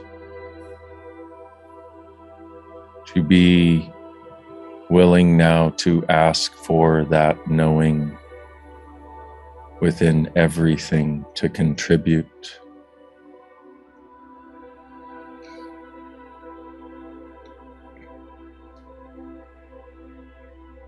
Now is our space, where we claim the difference of us.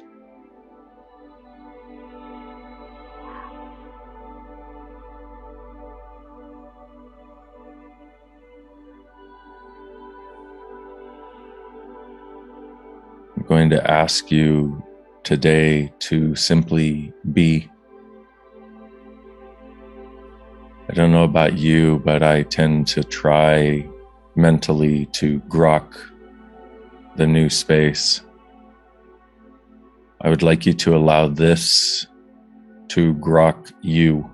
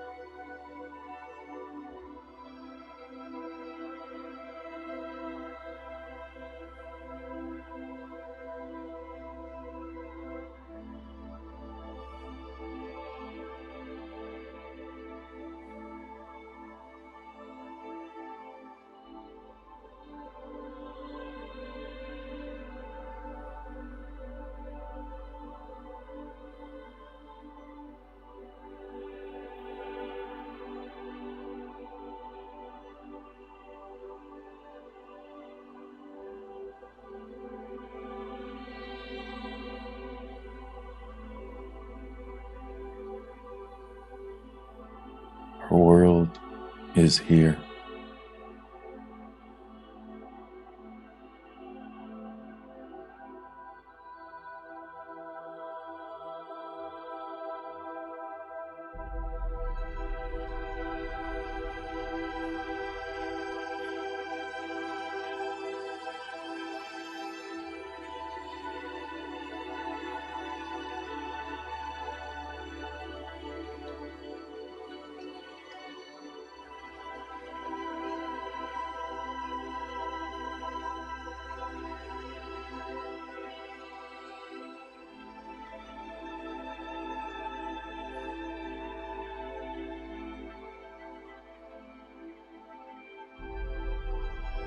Hello, all animals.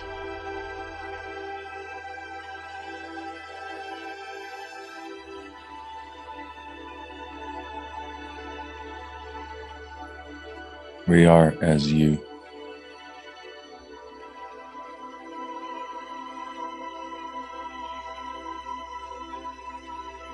Hello, all water.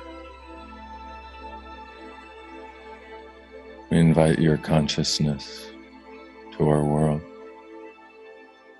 and add ours to yours.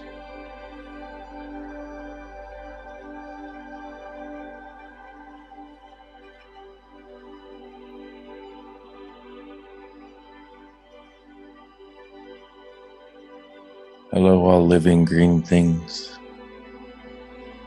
and colored things we call plants and trees and grass and shrubs.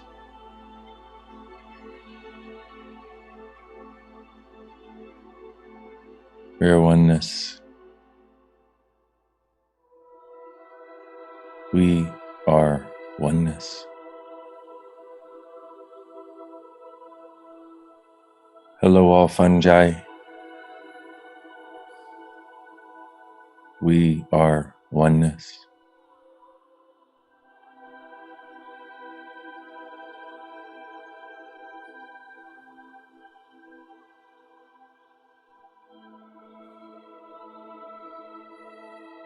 We are space of all.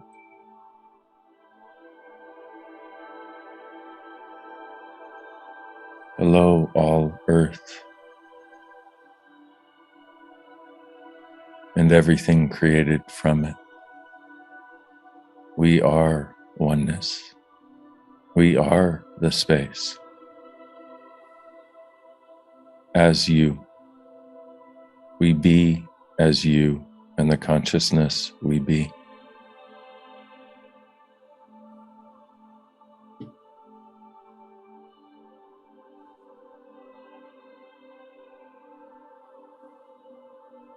Hello, all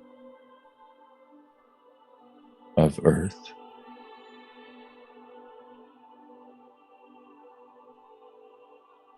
Hello, moon. We are oneness.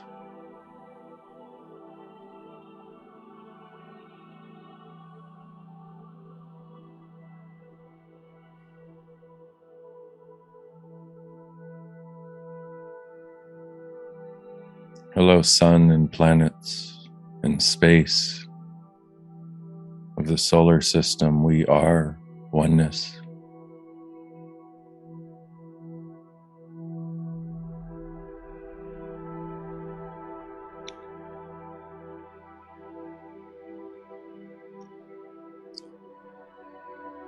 Perhaps for one of the first times,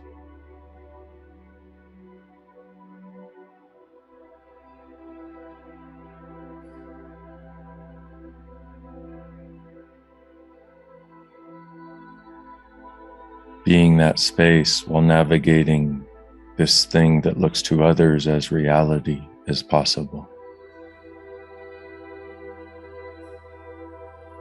A totally different reality, my beautiful friends.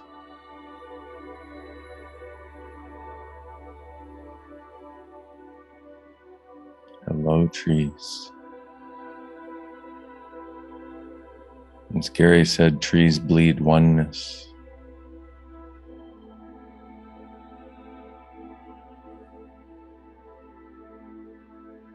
Hello, galaxy.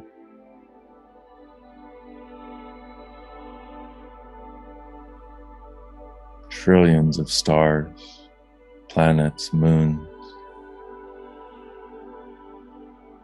and certainly some other people. We are oneness.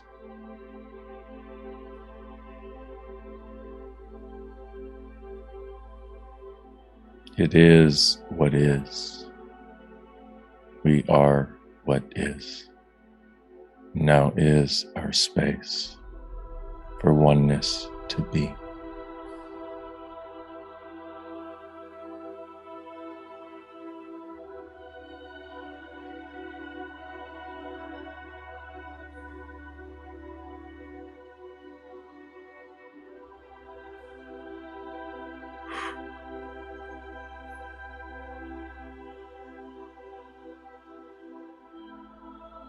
You are this, my beautiful friends. There's no longer a separation between any of it and you.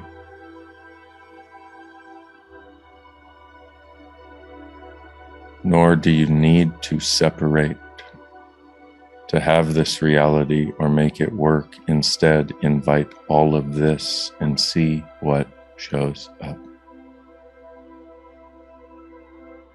Ask to be it all. Now is our space, our infinite space. Not just a tiny little body on a planet in the middle of nowhere, but an infinite being with a beautiful body specifically situated in the beginning of everywhere and everything. Now is our space.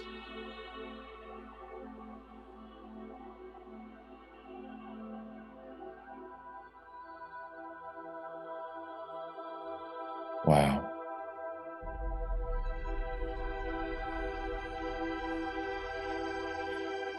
And I love it because this one is definitely going to keep moving.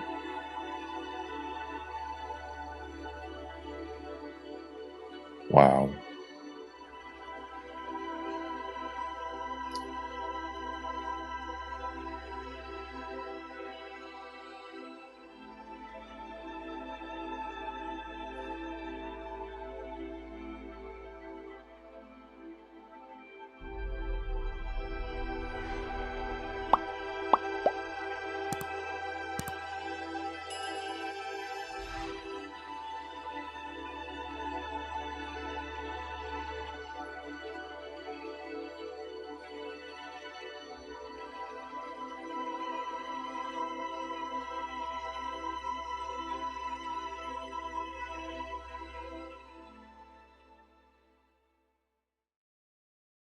So the first time that I had my bars run was at this bars class that I basically only took just because I wanted to get to a foundation class.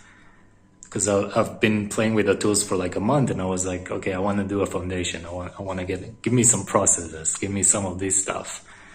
So I was like, all right, I'll do this bars class, whatever points on the head or whatever, just let me get to foundation afterwards. So I went to this class and I had my bars run for the first time. And I remember walking outside afterwards, and I was sitting on this staircase and it was nighttime. And I was looking at the stars and I was like, oh, for the first time in my life, I had the sense that everything is okay. It's just okay. And I don't need to do anything or be anything, or there's nothing expected of me, and I can just be, and that's okay. So that's my first experience with the bars. One thing that Access Bars is really an amazing contribution for is jet lag. Oftentimes I'm flying to Europe for classes from California. It's a 9-hour difference. And if I get there and get my bars run, I'm automatically on that time length. And sometimes I do it the next morning, and it just makes so much ease. So bars and travel is your best friend. My name is Isabella and I'm from Brazil. I found the access bars in 2019, one thing that I also remember that like it's so different today is about dealing with life. Every time I would have like a problem or some situation, I always would find someone to deal with that for me. I would always find someone to like create my life. I would never be the source. I would never be the one who gets to choose how to deal with things, how to change things in my life. I would always hide like from everything and everyone and just like let life happen to me and not actually get to create it. And after the access bars, one thing that really changed for me, it's like relaxation. This is something that now I realize I did not have in my life. I always would be stuck in my head, stuck in my thoughts, get a lot of paranoia. So that's why I would never get to deal with my life. I would never get to choose because I was always stuck in here and I would never be relaxed. I would never trust myself, trust what I can be for me. So this is like the biggest change ever that changed everything for me. So after I added the access bars in my life, in my routine, every week I get to know what is relaxation for me and for my body.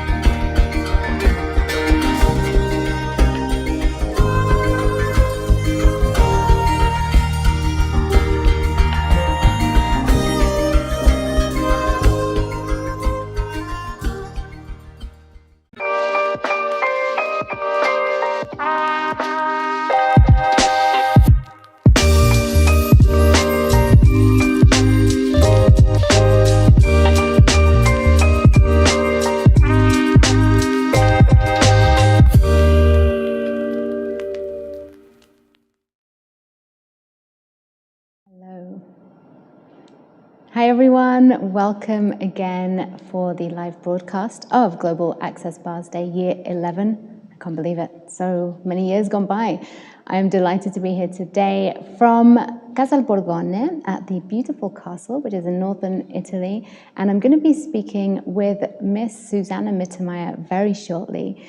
Now, Susanna is a psychologist, she is a best-selling author, and the founder of an incredible, innovative new approach to looking at psychology, which is called pragmatic psychology.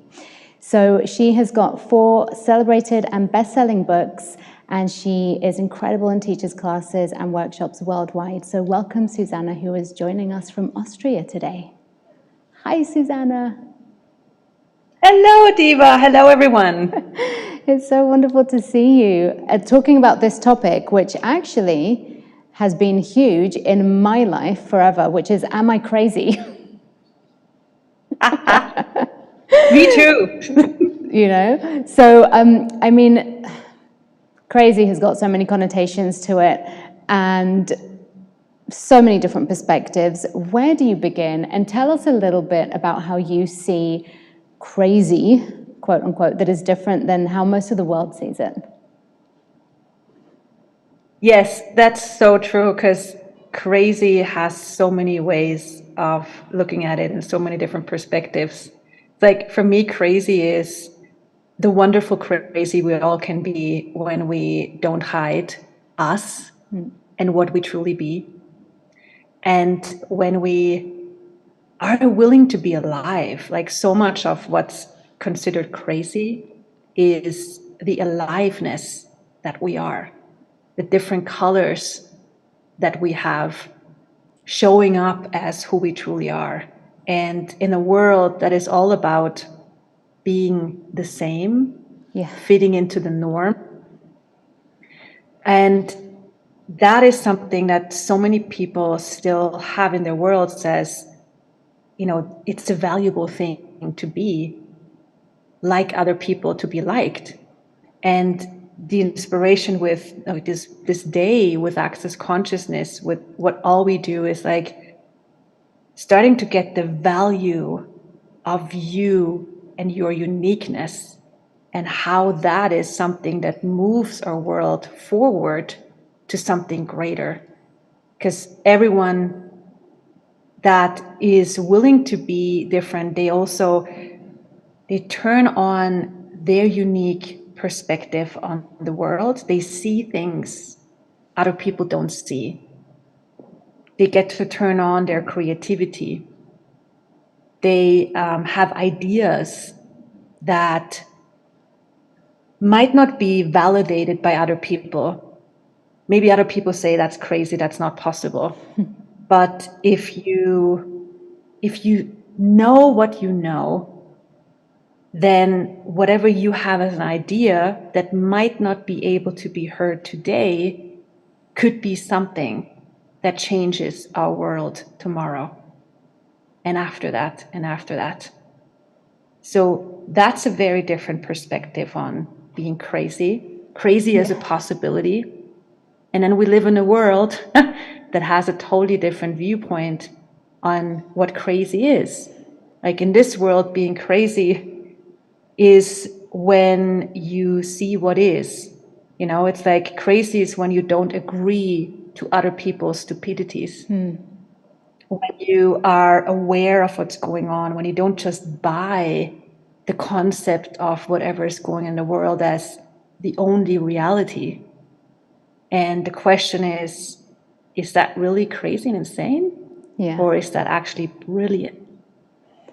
So did you always see the world this way? Because I know that you had a very, kind of like traditional education and, professional formation and everything. And obviously you had a very successful business as well in Austria. Like, have you always thought this way, or was it like a spark that was there in your world that somehow got amplified when you came across Access Consciousness? What was that for you? It was both. I was always someone who didn't really understand this world. I thought I was maybe, taking the wrong, exit when I came here, around the moon. You're like, oh, what planet am I on? What's going on here? I'm not really getting like the whole thing that's going on. I never got the whole drama thing that this world finds so entertaining. So that's crazy. And yes. And every time I voiced that, I was not greeted with, oh, thank you for your different perspective. It was oftentimes like, you're not getting the whole seriousness. You're not getting like the gravity and the reality of the drama. So you must not be that smart. That's something that I had met a lot. And so there were periods in my life where I shut that down and I pretended to be serious. And that was a lot of work. It's like always when we be something that is not us, just so other people are happy with us, takes a lot of energy. And it takes a lot of us, and it costs us a lot. And it cost me a lot of my joy and a lot of my aliveness. And I started to create a life that other people were very happy with. But I wasn't happy with it. And I knew if I continued towards that future, that is not going to work. It's not going to, work for my body or anything in my life. And then just when I was about to, I remember I was just before I met Access, I went to a psychic reader, and I'm like, can you help me with, future? Because I thought I didn't know, which I later found out is not true. What is the purpose of my life? And she said, to be happy. And I'm like, come on, there must be something more profound, something more serious as, as Give reality. Me a And list. she's like, no, happy. You've been suffering so many lifetimes. It's like your time to be happy. And I'm like, yeah, but I want to change the world. And she's like, uh-huh. And then later I'm like, wow, that is so much of that energy of changing the world. And I found that when I started with Access Consciousness and the bars and all the other classes I found like I was the first time in my life I was acknowledged for what is actually true for me. Yeah. And that the joy and the aliveness is not insane and not stupid. It's actually a capacity, it's a power, it's something that if I unleash it and allow myself to be that, is not only changing my life and making everything greater, but it's also an inspiration to so many other people. And then, that plus me working as a psychologist and therapist at that time in psychiatry changed absolutely everything. And it changed my work. It changed how I could, be with my patients. I could, when we be us, everything changes. Everything just starts to work in such a wonderful, non-logical way. So, Yeah. And that was the start. And you've really done such an incredible job at incorporating the Access tools into psychology, into the work that you do with your clients. And I know that you work as well with a lot of mental health issues and people that have been either officially or not officially diagnosed with a variety of things. How would you say that the tools of Access Consciousness, and in particular the Access bars, differ from the more traditional approaches, that are presented in psychology usually? Well, a lot of it is about uncovering what is. There's a lot of concepts out there about what is supposed to be and what is supposed to be true. That, for example, fear is real, that, any of the things that people usually go and seek help for, they're ashamed or they doubt or they have stress going on or they have all these things. And then people try to address those problems by, first of all, thinking that these things are real, that they're real problems, and then they look for a solution. With this different approach, it's about asking so many questions that you actually get to what is true for you, not someone else's concept, and you're trying to understand yourself and understand those concepts, understand your fear, understand your doubt. But it's about what is actually true for you. And one of the tools that help you with that and help me a lot with that is whatever is true for you will always make you feel lighter. And that lightness is not a cognitive lightness. It's not like, oh, I'm more right now. Yeah. That lightness is that, it just creates more space for you to be. And it starts to change your way of navigating through the world rather than where am I right in my limitations, but where do I have the freedom to actually find out what is true for me and where would I like to go next? Not what do other people want from me, which most of us know very well. So that's one of many aspects how this work is different. And it doesn't stop like what most traditional ways stop with cognition and emotions and feelings. Like with these tools, we go so much further because we're more than our feelings, we're more than our thoughts, we're more than our emotions. We're so much bigger than that. And when you start to address that, then your whole navigation system, your whole way of being and functioning in the world it just starts to be different. You start to see that you have so much more choice than you had, because if you function from, those thoughts, feelings, and emotions, and you think like your menu of choice is very limited. It's all about whatever you can think, whatever you can feel, whatever you can emote or compute. But if you acknowledge, I'm so much more than that. I'm not just my feelings, my thoughts. I'm so much more. Then from that little buffet, your whole buffet of choice expands and you go, wow, that thing that's troubling me, like what else is possible that I have not even considered? Yeah. And people think they're only like they have choice based on what has been in their past, whatever experience they had or whatever they had going on. But if you realize you have choice beyond whatever occurred in your past, you have infinite choice, no matter like whatever abuse occurred or whatever experience you had, you have choice beyond that. And that's something that most people are not aware of. They know somehow they have semi choice, like choice light version, Yeah. but that you have infinite choice in every moment to create your life and your future the way you desire, no matter what had occurred in your past, no matter where you come from, no matter what your culture is. That's huge. That's so huge. And I think you're touching on something so incredible, which is, the concept or the fact even that we do have so many more choices available than those that we think we have available or than those that we're presented with.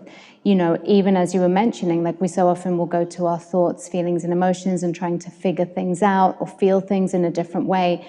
Whereas, would you say then that the bars and the tools of access consciousness allow you to go way beyond all of that?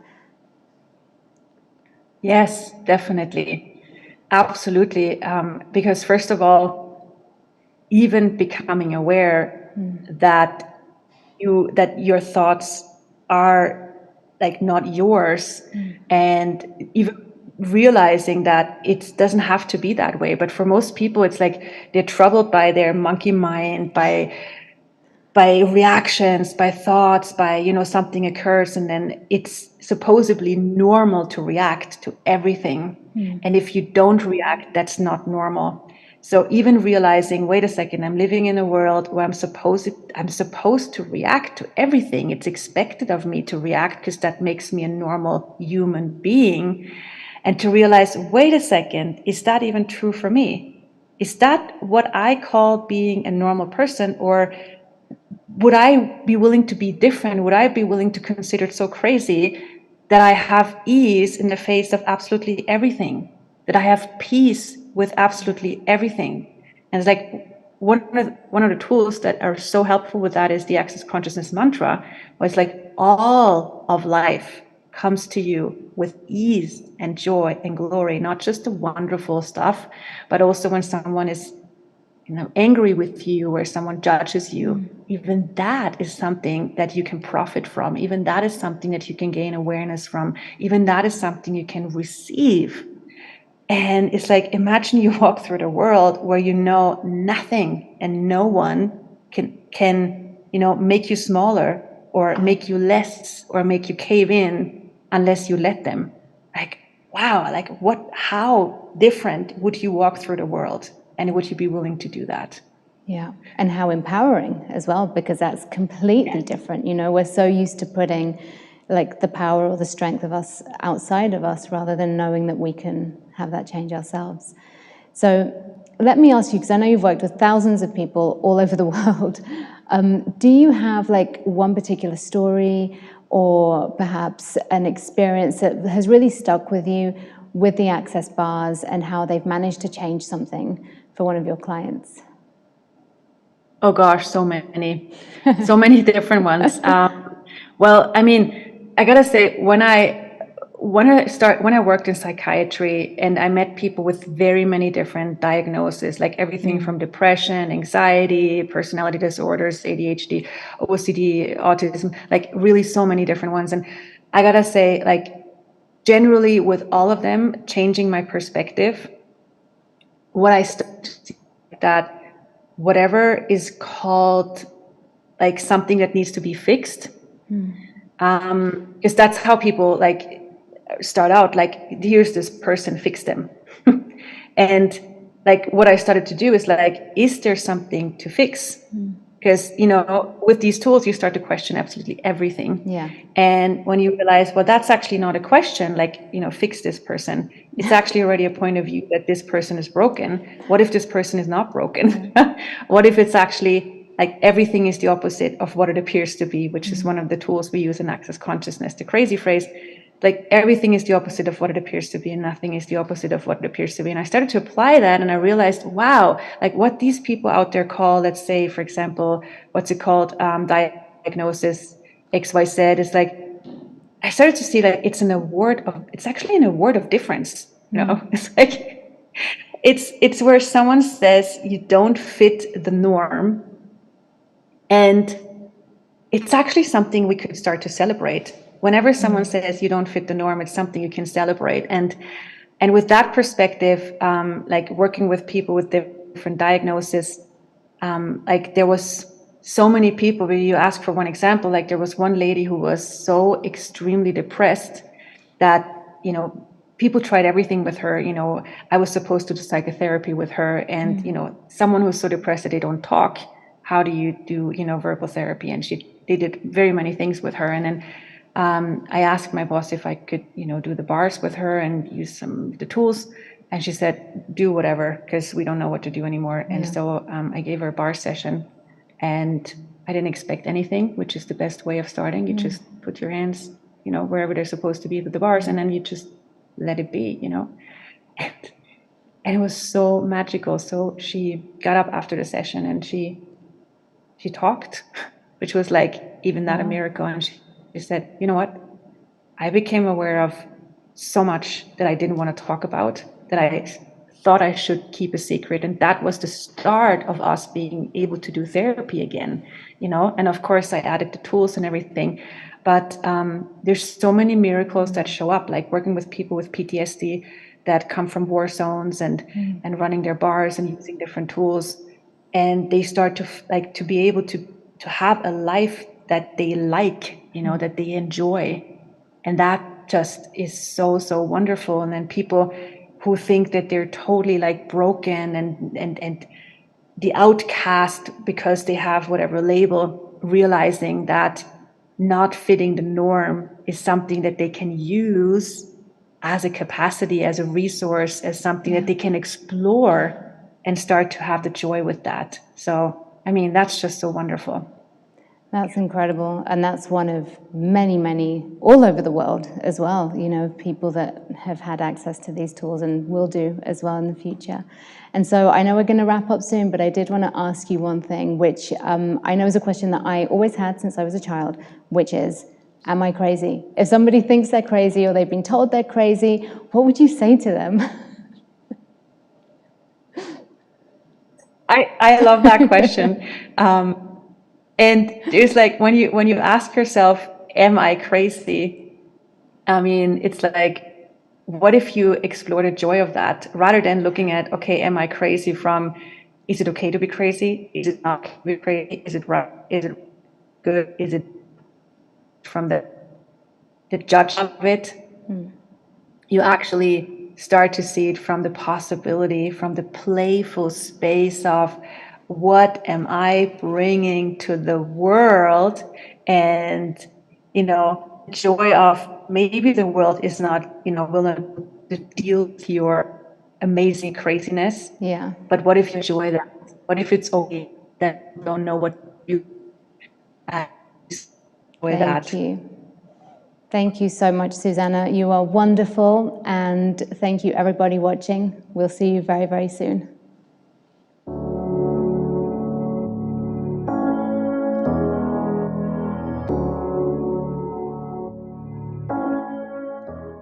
It will give you so much awareness. It's that space, it's that energy. When you gift, you receive straight away.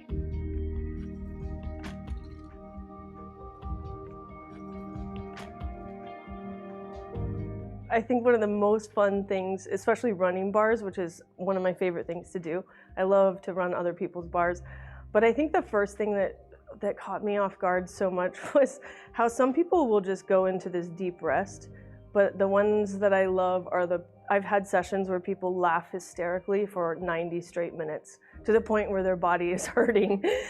Just the release, the joy, the unexpected. People who didn't know they could laugh like that.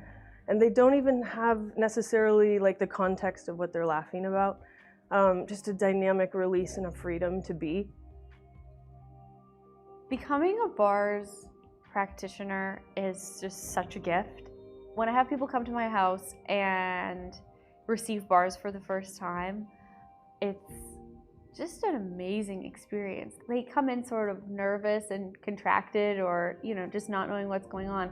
And they always leave like a chilled out, blissed out marshmallow, you know, and there's just a totally different sense of space with them.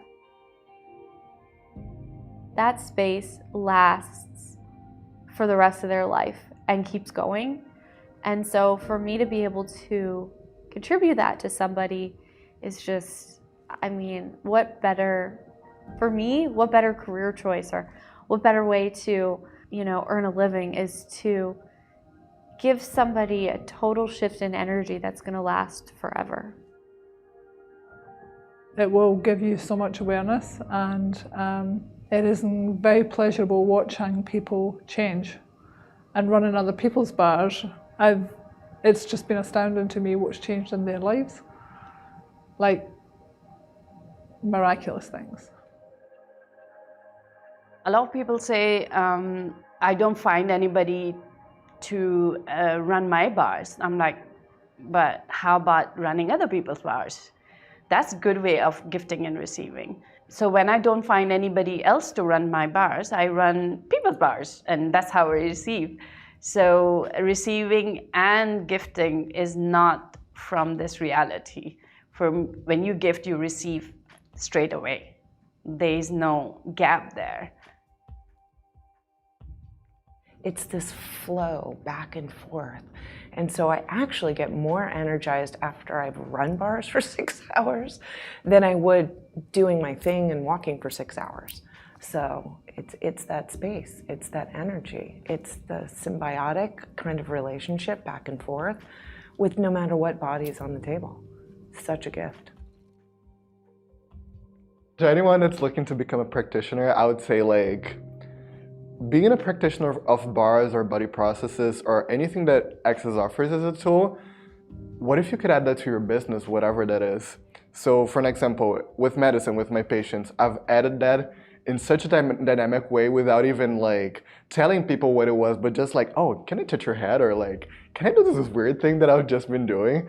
And I saw this amazing, miraculous effect on people. So I would say just like, how can you include that in your life, you know?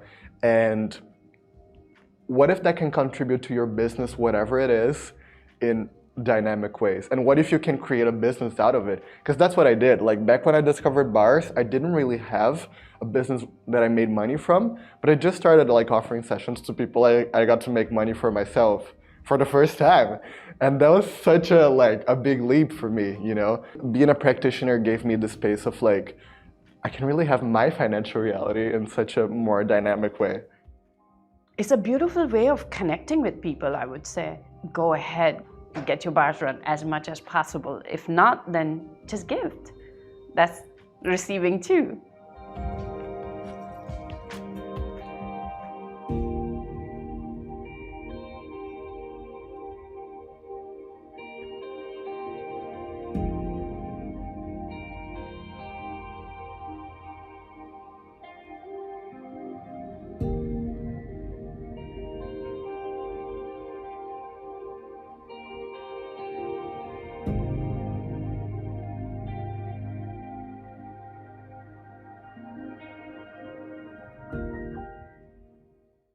Happy Global Bars Day from Slovenia! Happy Global Bars Day from Canada! Hello, everybody. Today I have the honor of being here with Charlie Verge, Dr. Charlie Verge. Thank you for being here, Charlie.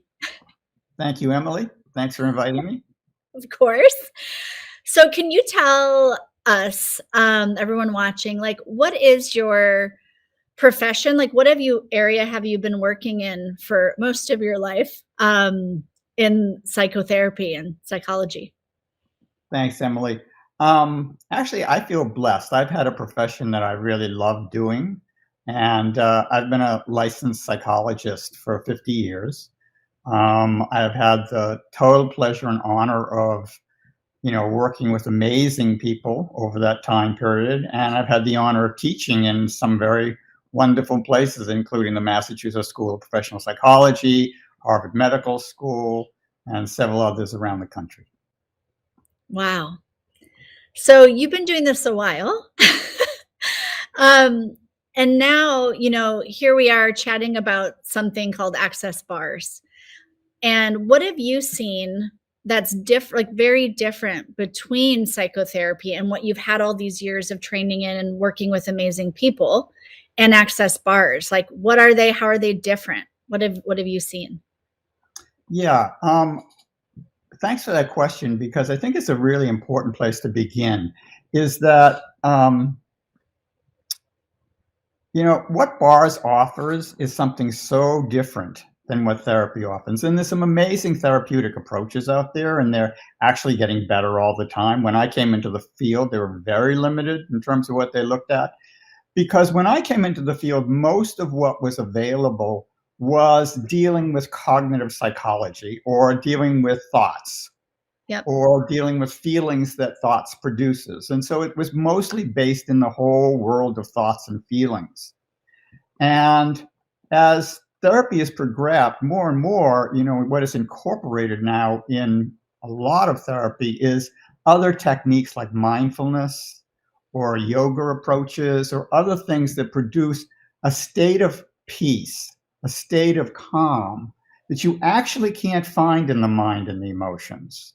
Right. So, like when we talk about something called mental health, and this is like Mental Health Awareness Month. When we talk about mental health, it actually is a misnomer, because there actually isn't any health in the mind. The mind isn't actually designed to do that. And there's nothing wrong with that. It's designed to compute. It's an information processing system. In psychology, actually, the mind that's the definition. It's an information processing system. It acts like a computer in many ways. And so it never rests on its own. So we have to get beyond the mind if we're going to get to that place of true peace, true calmness. And that's why anything that can help us and assist us moving towards that space, the space of being, the space of calm, the space of relaxation beyond the mind, is so, so valuable in this world of high stress and high activity that we live in high stimulation. And bars is just an amazing tool which does exactly that. Is that it starts to allow you to, first of all, you don't even have to talk, so you don't have to be in your thinking mode. That's You don't different. It's different to start with. You're not talking, you're lying down on a massage table and you're receiving. And when you receive the points on your head, what starts to happen is all of those points of view you've been living with that drive that cognitive machine in there into the polarity of right and wrong and good and bad starts to dissolve, and you start to find that peace of being. You start to find that place of relaxation, and it's quite amazing. I love that you said that. I heard someone say the other day, just like the heart beats, the mind moves, thinks, processes. That's what the mind's there to do. It's not wrong. And we're not going to find the answer there into something beyond that. Exactly. Yeah. So how do you see that? You just gave such a good description of what the bars, what you see it do. How have you seen the changes different for you in your life, or like clients that you've worked with that are used to like even some of these different therapies that go a bit into like the being and beyond the mind? How have you seen bars change things that are different? Sure. Well, for myself, I would say is that I've gone through this life with two tracks. Like one, I have a very active mind. In astrology, for those of you out there that like astrology, I'm a triple Gemini, which means I have a sun sign, a moon sign, and a birth sign all in Gemini, which means my mind can go really, really busy. I can go all over the place.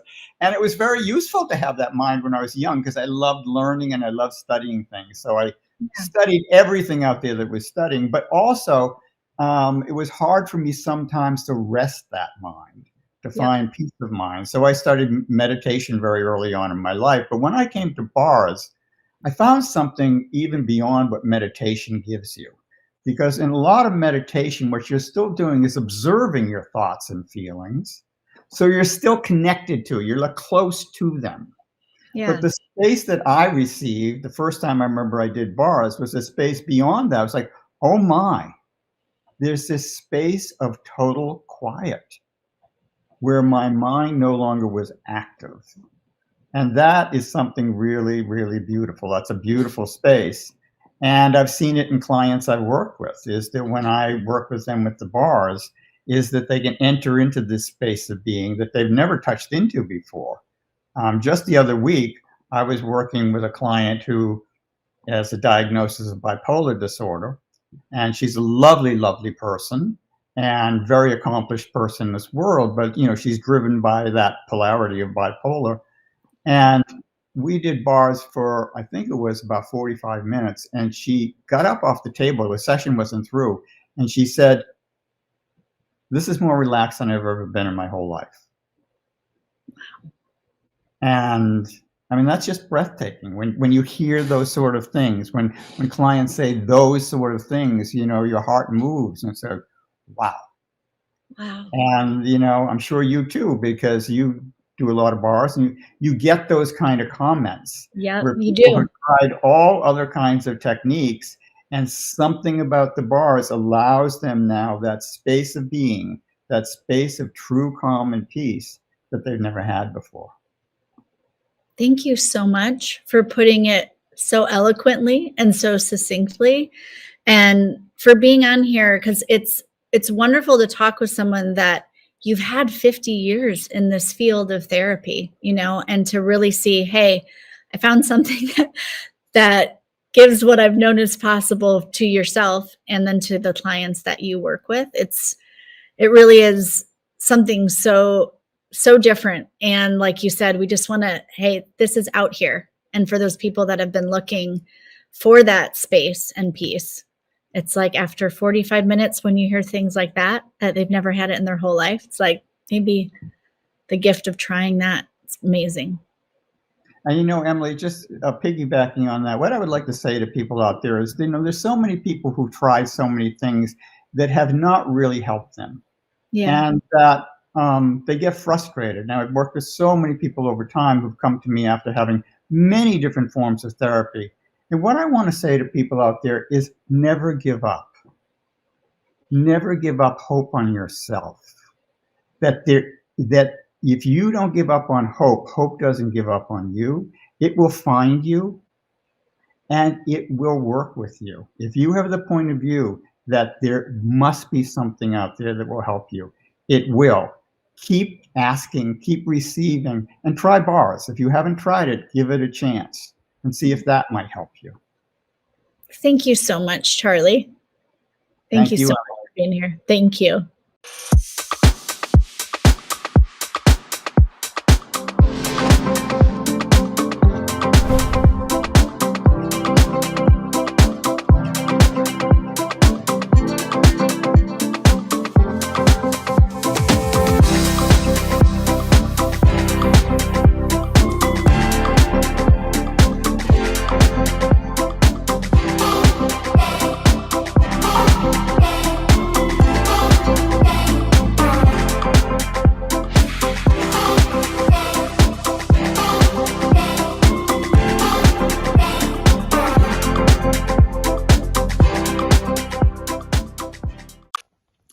Hello, my name is Enric. I'm from Spain and I've been doing bars for at least 8 years. I've been also facilitating bars classes for 7 years, and it's been amazing, this journey. It's been so beautiful to see so many changes on me and also on every of the persons that came to my classes. This last year, I've been facilitating classes in beautiful countries in Asia, in Europe also, as Japan, Taiwan, Korea, Turkey, Romania, also Spain. And one of the things that I like the most about the bars is that when I feel a bit strange, when I feel that things are not moving easily in my life, I just receive a bar session or 2 bar sessions if I can in the same week, or as much as I can, and then I feel greater. I not only feel greater, things start to move as if by magic, like things start to happen in a different way, and that's one of the things that I love about the bars.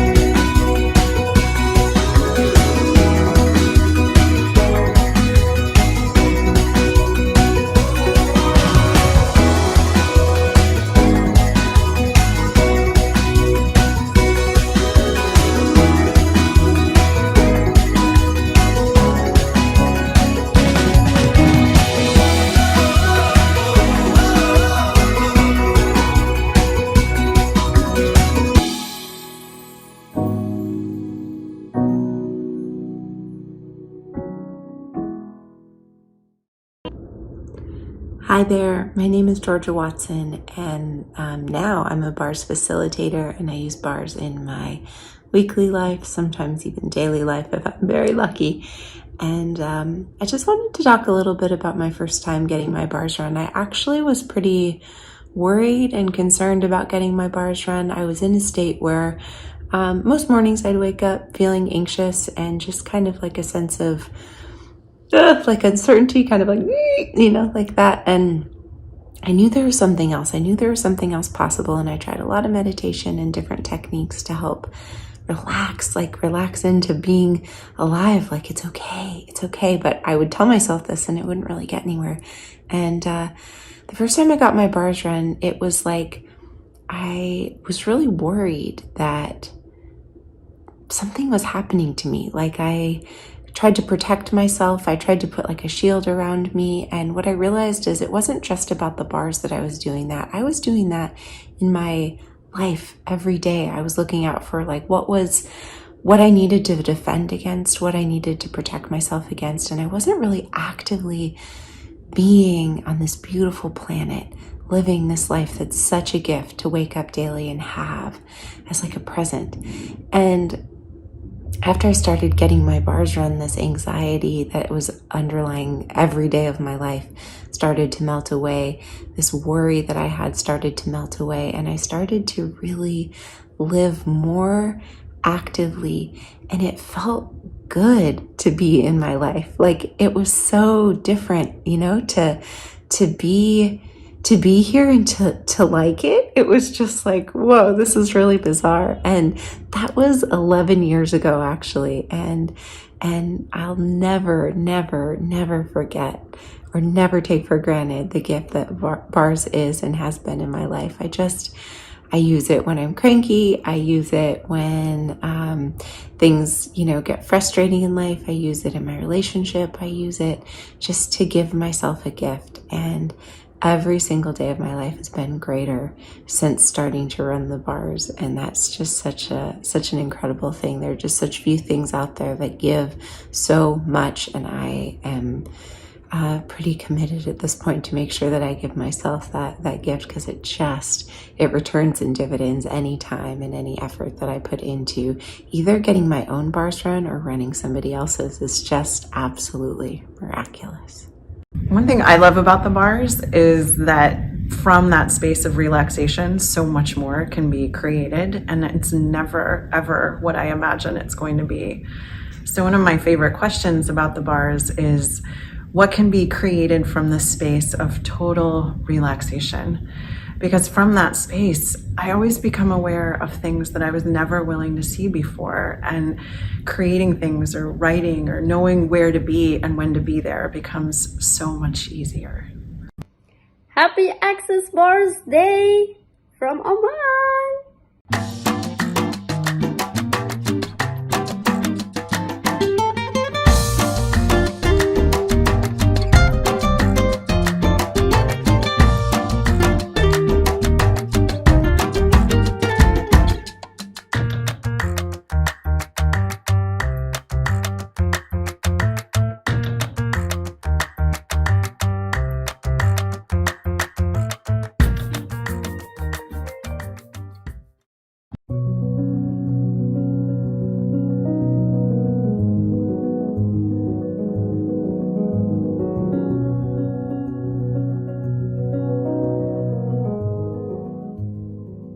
I found my teacher in Hungary, who's doing bars, like she's a facilitator.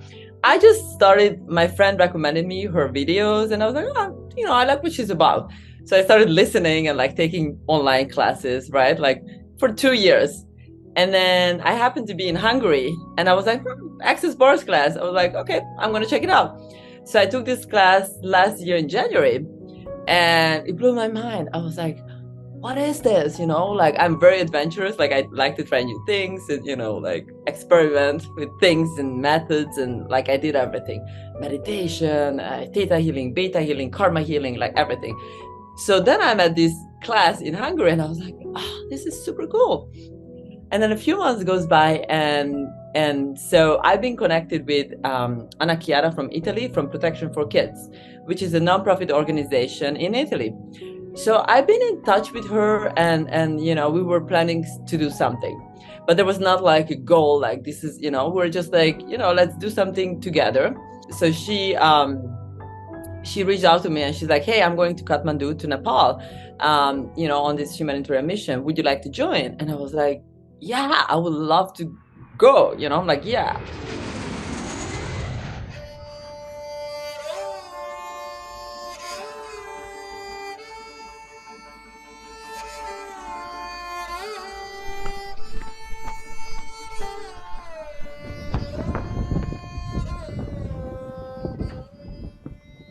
I was asking the question myself, like, what contribution can I be here for these kids that not only helps them financially, but something more than that, you know?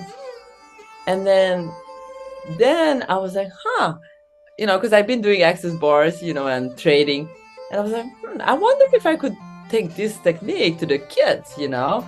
And I was like, wait a second. So I called up Anna Chiara, like, hey, I took this class, you know, it's very cool. You don't need to talk about your trauma. You don't need to talk and go into details what happened, where, who, what. And I was like, I wonder if I could teach this to the kids. And she's like, yeah, it sounds very interesting. I think it would be really beneficial for the kids. So I was like, okay. So I embarked on this journey. And so I created a class, almost like 100 girls in Nepal. Like, I think I taught 90 girls. So my very first bars class teaching, you know, like the very first class that I taught, I was able to teach almost 100 girls in Nepal.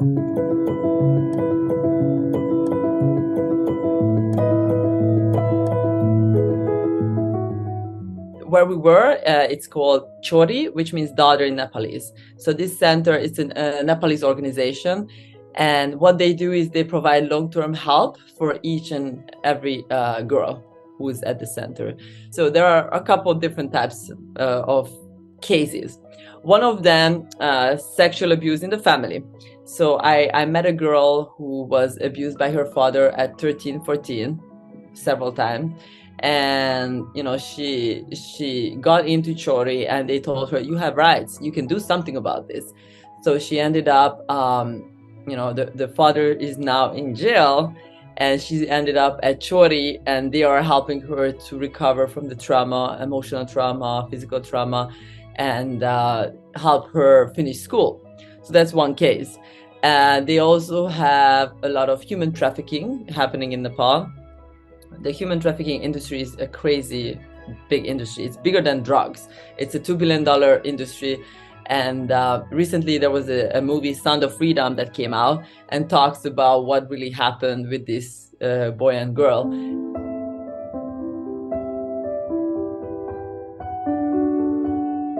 I wanted to share this story because on the very first day of the humanitarian mission, we walked into this place and I didn't know where we were. And we walked on the second floor of this building, which was like a rundown building, and it said massage. So it's like, I walked in, you know, and then I see this girl sitting on the bed, and I was like, where are we? I didn't know what was. And I said, oh, okay, so is it like a happy ending massage? Or, you know, I didn't know. I was like, what is it? What are they doing? And Anna Chiara was like, no, there's no happy ending. It's just, it is just sex. My mind, like, I didn't know what to expect from this humanitarian mission, but I was like, wow, what about the police? And they were like, yeah, the police comes in and they are my clients too. And if we don't do what they say, they tie, you know, they handcuff us, and then they just take us to the police station for hours, and then until we do what they say. Seeing that, how normal it is, and how and having this conversation with these girls, and one of the girls who worked in that massage place, her story was her husband, when she got married at 13, her husband said, oh, come work here. So her husband got her to work at the massage place.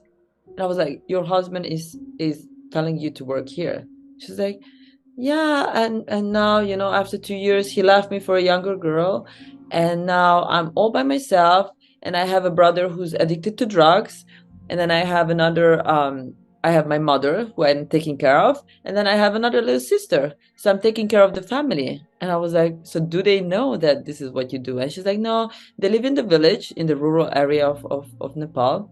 They don't know what I do. I cannot tell them what I do.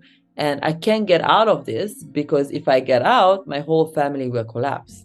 So she's carrying the whole family. And she was now, I believe, 16 or 17 years old.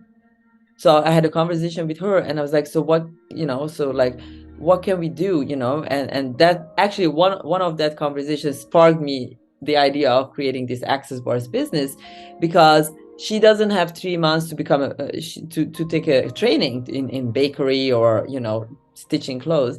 So I was like, oh, so she said, yeah, I would like to get out, but if I take a day off, or if I don't have, like, not a day off, but like 3 months off, my family is going on to starve and on the streets. So that's when I had the idea of creating this access bars business and exploring maybe she could learn it in one day, so then she can start making her own money, and it doesn't take a long time to learn, and it gives her a tool relatively quickly, and she could start making money with that.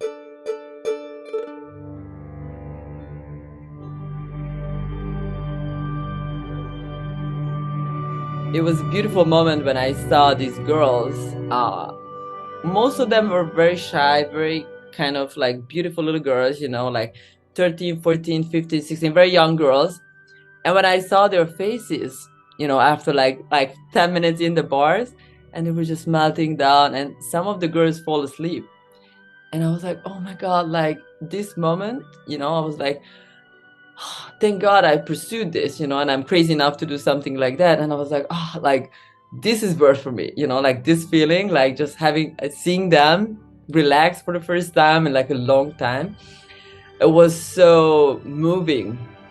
So for me, that was the most important thing, that I was able to be a contribution for the future, not just for a year or 2 months or just a little bit of money, but I was able to give them something that contributes for the rest of their life.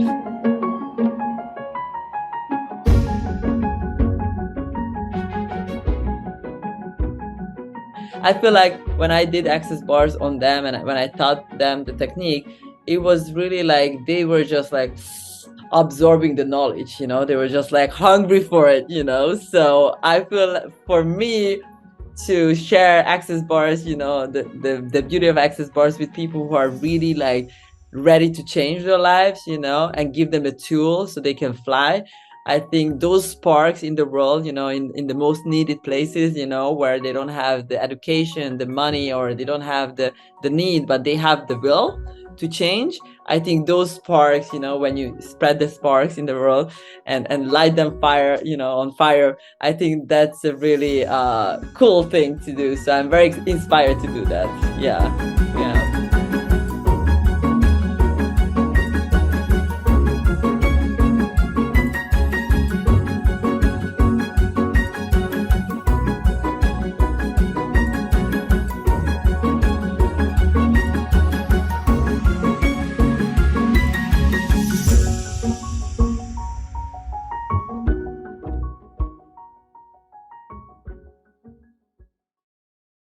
Hi, I'm Diana Weinprutova and I'm from Czech Republic, Prague.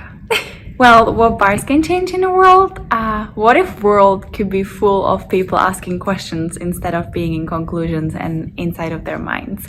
That would kind of be my secret wish, and I would have to hold my hopes and dreams bars for it to maybe happen. But that is my secret wish, so everybody is staying in a question all the time, and then the world can constantly change and something bigger can be created and greater here at the planet Earth. Hi there, this is Dr. Khushbu Shah, and I'm so grateful I get to talk on this glorious Global Bars Day as a bars facilitator and certified facilitator from India. I actually was invited to speak about a recent session I had called Bars and Business with an introduction to the access bars. And everybody's asking for something. They're asking to relax, they're asking to have more creativity, they're asking to have some more joy in actually going to the place that they go every day. So they were actually very grateful for us introducing something different and not just as a one-off engagement. activity. And we actually also did like a bars demo and also the mini session on all of them. They were actually taught to do this on each other. So it's literally like a 10-minute mini session where you do the energy pulse, the implant band, and then you close it. But you could literally see the change in the room. Like everybody was calmer, they were more relaxed. They were laughing so much more at the end of it. In the beginning, they were like on this, but then later it was just really peaceful. There was laughter. There was a sense of relaxation, and you could actually see people's faces. They were brighter. One of them actually came up with this analogy. It almost felt like a sponge that is soaked in water. When it's full of water, you can't do much, right? Like you can't put in more water, you can't take in more information. It's just heavy and damp and bleh. So he actually said once you wring it, once you wring the whole sponge and drain off all of the excess water, your brain is finally free. The main thing that I got is thank you for coming and showing us something different. That is what it was. So bars can be taken in anywhere. And I know if people, let's just imagine if these workspaces where there are so many memes and so many videos you see about, oh my god, it's Monday, and they're waiting for the weekend because they don't really enjoy their workplace. Like imagine if major chunk of the population was actually happy getting up and going to work. Happy Global Bars Day! Bars is amazing. It's my life. I love it. So the access bars, the world-changing access bars is so funny. Just recently I went to a class, and it always goes back to the level of receiving. Like how much change are you asking for, and how much is it that you're willing to receive? So we can ask away, and truly what is it you're willing to receive with your body, with your mind, with all of you. And the bars is that place where your capacity for receiving just expands exponentially, and it's so beautiful.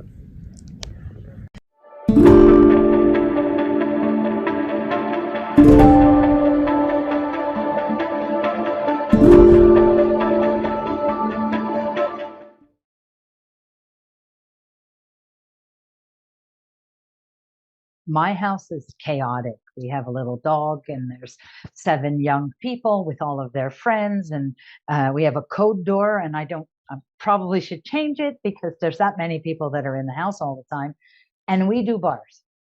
Okay, so wherever you are, you can do bars because we do it. And we have a chair, and we have the TV going, and we have stuff, and actually our dog loves bars. When the chair comes out a little bit, he's waiting. Who's getting on? There's going to be the comfy blanket. I'm there, and I'm doing bars with whoever's on the chair.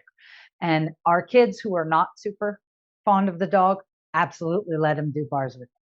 So wherever you are, my vision is, can we connect? Can we expand? Can we open this up as being a tool? It doesn't have to be the tool, but a tool to spread awareness, spread consciousness, and remove the judgment that's rampant everywhere. Global Bars Day from Stockholm!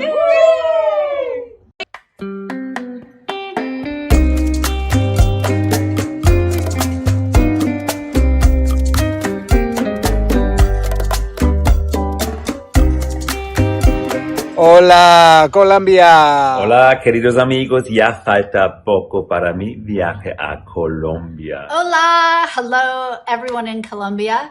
I hope you guys are enjoying your bars trade. Hi, my name is Natalia Tobon. I am from Colombia. I am here at El Lugar. So I wanted to share with you guys, have you heard about the bars trades? This is where you go and exchange bars. And this year in Colombia, we chose to create something totally different. We created this trade to invite people to the CFP, to all the different classes we were having in the country, and also to let people know what can they choose beyond bars. So after asking what else was possible and just relaxing and being out of control, we just created and invited some other cities and then some other countries to join this trade. And we had over 100 people connected by Zoom and receiving the contribution of amazing facilitators around the world. They came live, some others sent videos, and it was just amazing. We were 4 different cities in Colombia, and we had 9 countries in this amazing trade. That it was just a beautiful space of contribution, of joy, of communion, and just space. So I want to share with you, if you're just being you and being out of control and that space of relaxation, you can be this great invitation to the world and see what else is possible. This is awesome. I'm just going to just take a moment and just admire you all, beautiful people.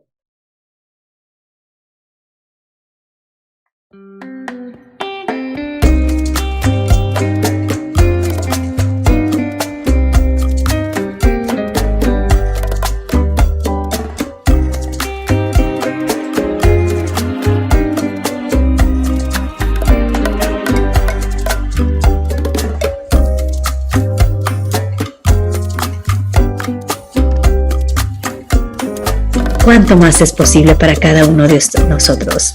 Nos vemos muy pronto. Chao.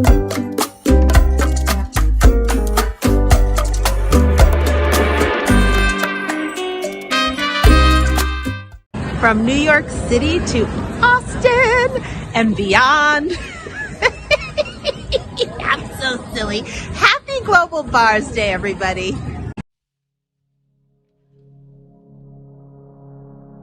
I would say that I use the access tools a lot in my everyday life, the verbal processes, and doing my best to constantly be in the question of things rather than coming to conclusion of what I can have or what I can create or what kind of connection I can have with someone. I'm always trying my best to be in the question of what is truly possible and what's possible that I can't even imagine, because even our imaginations are limiting. So I love the verbal tools. I do love the bars too. And in conjunction with the verbal tools, this stuff is like magic. It changed my whole reality. I grew up depressed, stressed, I had anxiety, and I had a binge eating disorder. And when I started doing Access, everything just started dissipating, and I started becoming this person that I was when I was a kid before I started getting projected onto by my school and my parents and stuff. I started to feel like myself again when I was younger and exuberant and excited and outgoing. And that is the gift that the Access bars and the Access tools have given me, and that is priceless.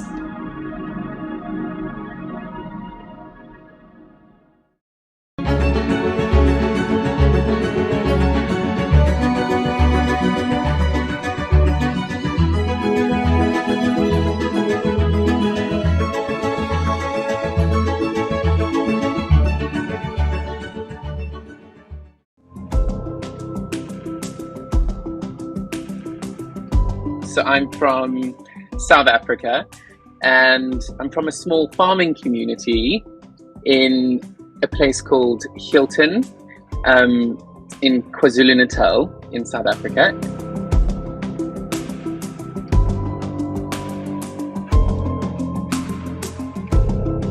I discovered Access Consciousness when I was living in Cape Town. At the time it was lockdown, it was still COVID situation. And I had lost all my theatre work. So for anyone watching, I am also in theatre, in musical theatre, and I have been touring the world for about 7 years on different international world touring shows. And at the time, the universe had a different plan.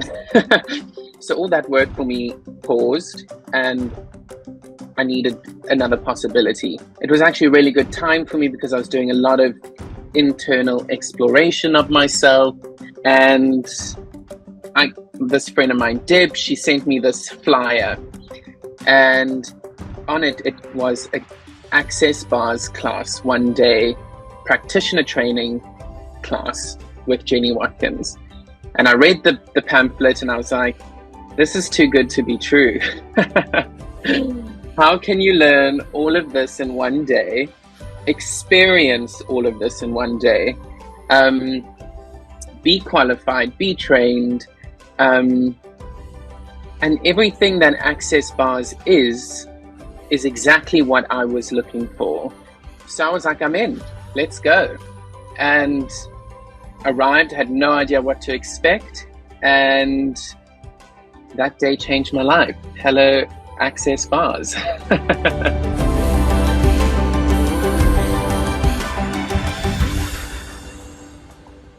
Everything I had experienced in my life, because I had the time to pause, truly, it all came up to the surface. So I was dealing with trying to heal from many sexual abuse experiences, physical abuse, truly allowing myself to be gay in this world and just own that.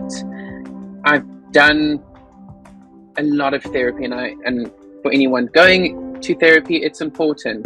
Like, do it, do what your knowing says to do. But mine was like, I'm done talking, and it would be so cool to just release this shit that no longer serves me, and let's just press that Alt Control Delete button. But all of that stuff, that energy is allowed to be released through having your bars run.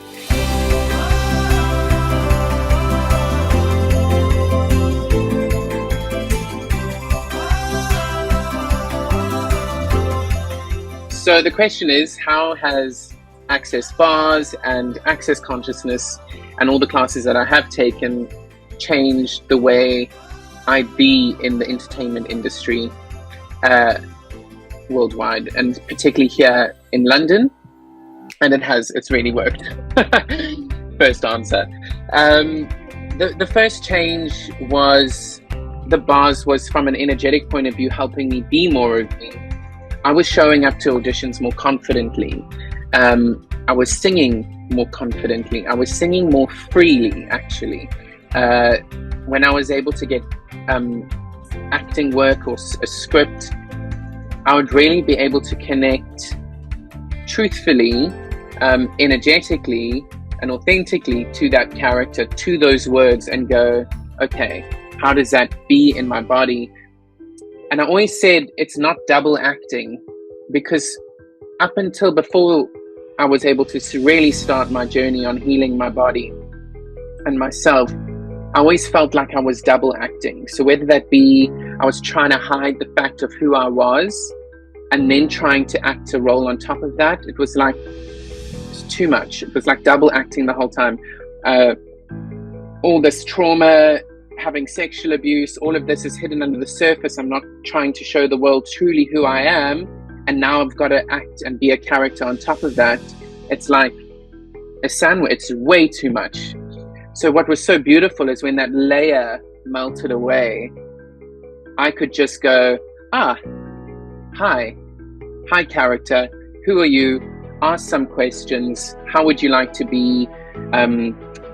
What is the greatest way we can work together? And when I did Christopher Hughes' Right Voice for You in LA, and it was such a groundbreaking class. And I remember I did some singing in it, and we did a whole lot of facilitation around really getting into your body, getting into your voice, getting that energy into your body. And when I came back to London and I was working with my vocal coach, we sang a song, and suddenly my vocal range had increased. There was more breadth to my voice, depth, and I sang the shit out of this one song, and I remember finishing, and we both just laughed, and we're like, what just happened? What's just happened? And we're just like in utter shock, because there was such a drastic change. Now I'm talking to you from my dressing room in the biggest theatre in the West End, performing in the most iconic musical.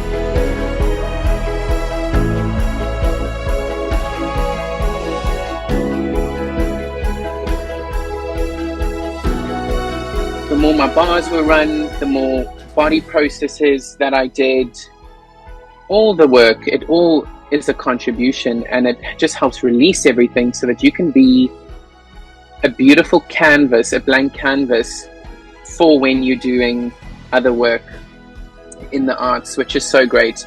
And then you make a beautiful picture, you color it, you do this character, and then you leave it on stage, and then you be you. All the Access Bars and Access Consciousness classes really helped me understand fundamentally who I was, so that I could really take a character and give it its full life.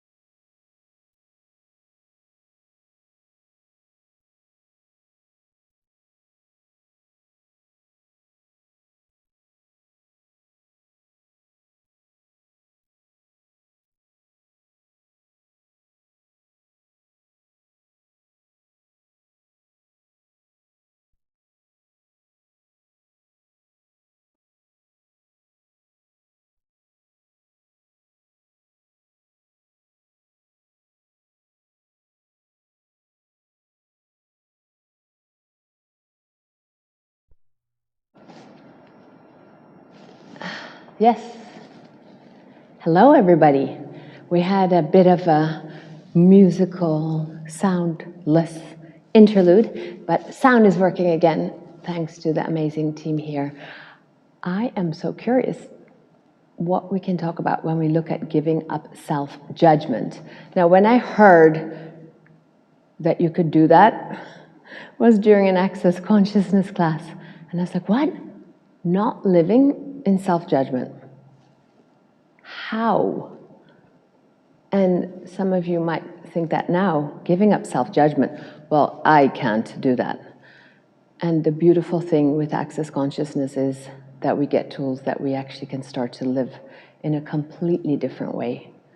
Self-judgment in this world is a very useful thing. It's something important. You should judge, and you should definitely judge yourself to know how to be in the world, to know how to behave, know what to say, what not to say, what you should, what you shouldn't, and it's nearly like a tool of navigation. When we start to step into consciousness and real living, we start to see that judgment does not create. It's actually not a tool for creation at all. However, as I said, it's kind of sold to us like an unavoidable, useful thing. And many of us have, big muscles of self-judgment. We've been doing it all our life. We've been skilling ourselves, we've been getting better and better. And then you come to an Access class and you go, what? No self-judgment. How would I be? How would I live? And that's where the journey actually begins. Self-judgment is not a tool for creation. Choice is a tool for creation. And today you would have heard this, that choice is such a powerful thing. And so is self-judgment. It's very powerful. However, it doesn't take you on the path of creation. It stops. It stops. And if you've learned that you need to judge yourself in order to be okay, and I would say, how many of us have learned that if you find the right way to judge yourself, maybe one day you'll be happy. And if you haven't found that way to be happy, obviously you're just not doing a good job at self-judging yourself. You're not doing a good job at self-judgment. This is all the very twisted ways we have learned to live on this planet, as if self-judgment is such a great thing. It's sold to us as bliss, the bliss method. And when we start to look at access consciousness and all the tools that are available, at the core is this invitation to stop this self-torture. At the core is this beautiful space that you're invited to. That's the space of you. The space where you're not wrong and you're not even right. The space where you don't have to constantly be self-doubting, second-guessing, where you don't have to regret, where you don't have to go, oh, why did I say that? I shouldn't have. I mean, how many times do you go there? Access consciousness invites us to actually look at ourselves from a completely different space, where self-judgment is no longer interesting. I like to think of it as, hey, what if self-judgment is just boring? I get really bored when I judge myself, and I do it, and in those moments, I'm not being myself. And if we can start to see that self-judgment does not work, has any moment when you chose self-judgment taken you to a greater place? Has it changed your weight? Did it change the size of your boobs?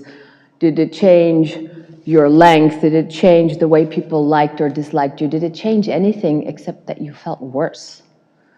And self-judgment is this thing that it seems to crawl on you, and suddenly it becomes larger and larger and bigger and bigger and louder. And it seems like it's normal. That's what happens. That's what happens when you come on this planet. That's what you do. Access bars and many of the tools in Access actually open up a space where we start to see that we can live from no self-judgment, where we have a choice. Like I said, in this reality, in this world, it seems that self-judgment is unavoidable and even inappropriate to not choose. Inappropriate to not choose. How can you not judge yourself? What's wrong with you? You have to make sure you're doing it right and not doing it wrong, so you require self-judgment. And when you start to look at, hey, I don't need to do this anymore, something else opens up. And sometimes that light at the end of the tunnel seems so far away that you don't think it's there.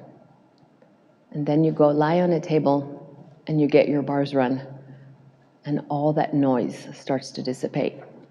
All that self-torture, like I like to call self-judgment, self-torture, it starts to just melt.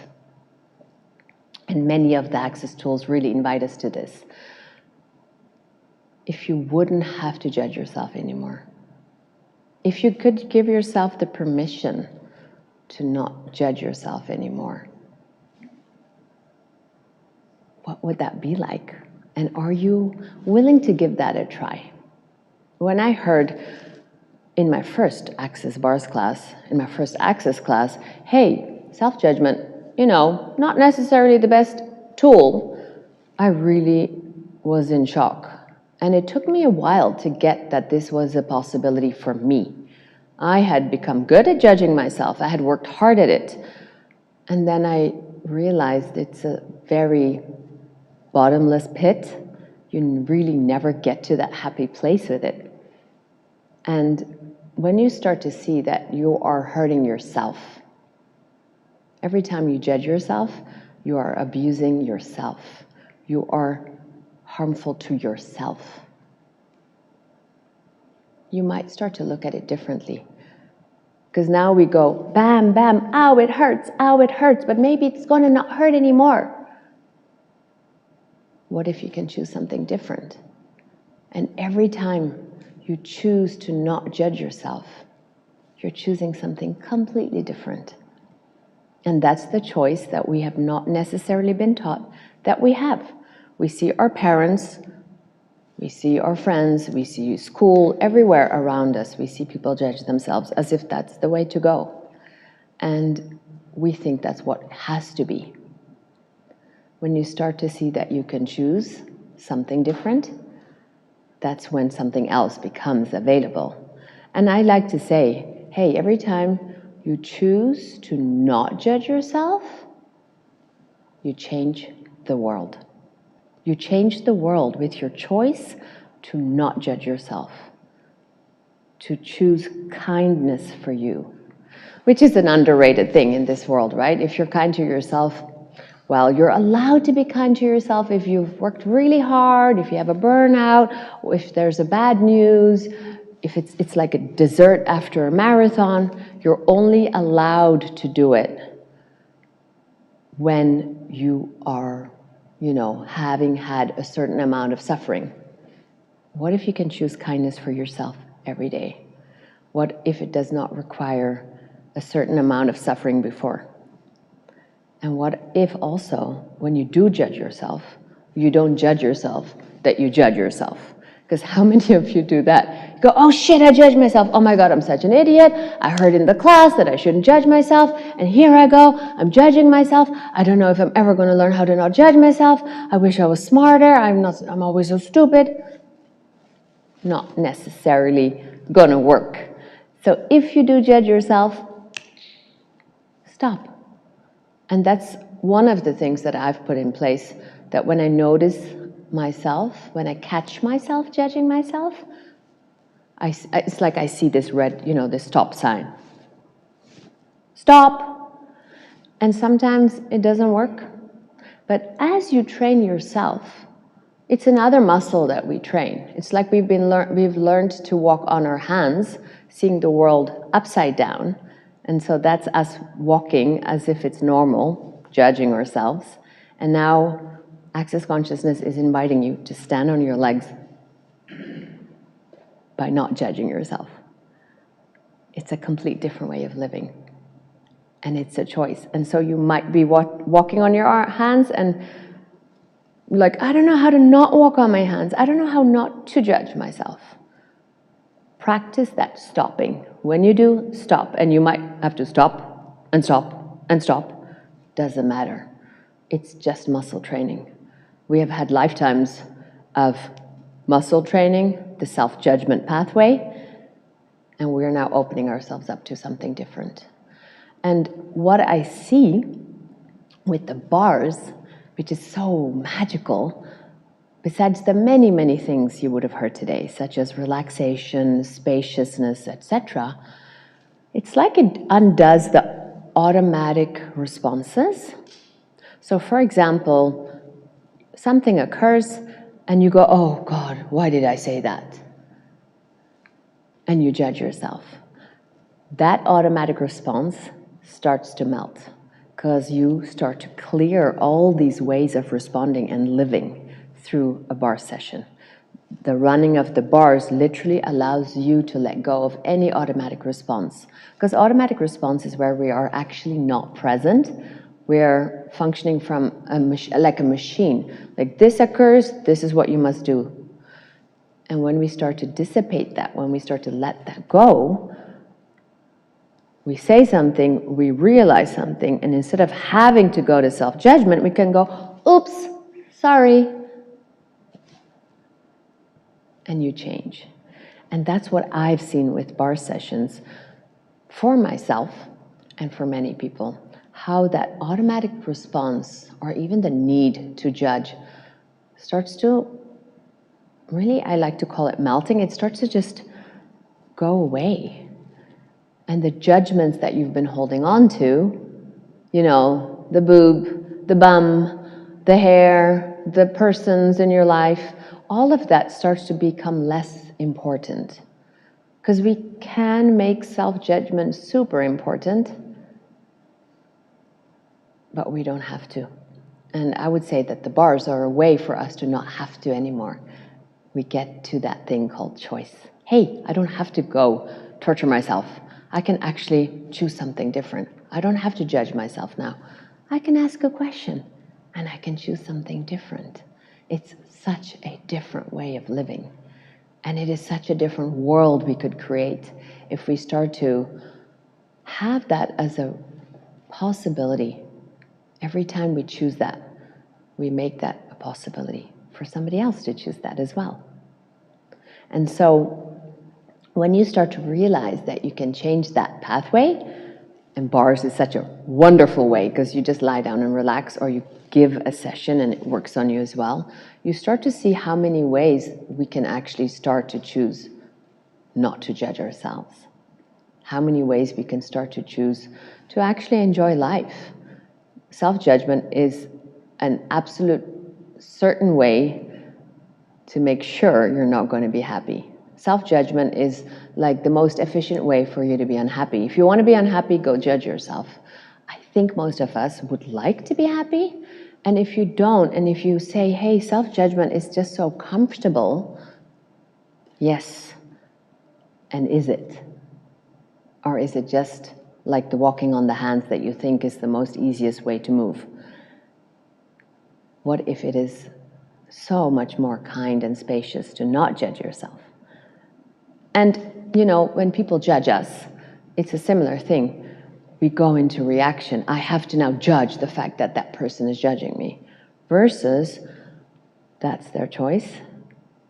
Do I have to judge myself now? Or can I choose something different? Again, muscle training, because not at all what we've been taught. And the Access tools and the bars are a fantastic way to, again, change that automatic way of living, that automatic way of responding to life instead of choosing how we are moving forward in our own life and living. So giving up self-judgment might seem like a hard thing, but like I said, it's not an impossible thing. And it doesn't mean you will never judge yourself, and if you do, you failed miserably. Actually, that whole thing of failing becomes less relevant.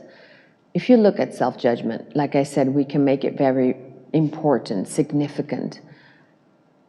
Oh my God, he didn't smile at me.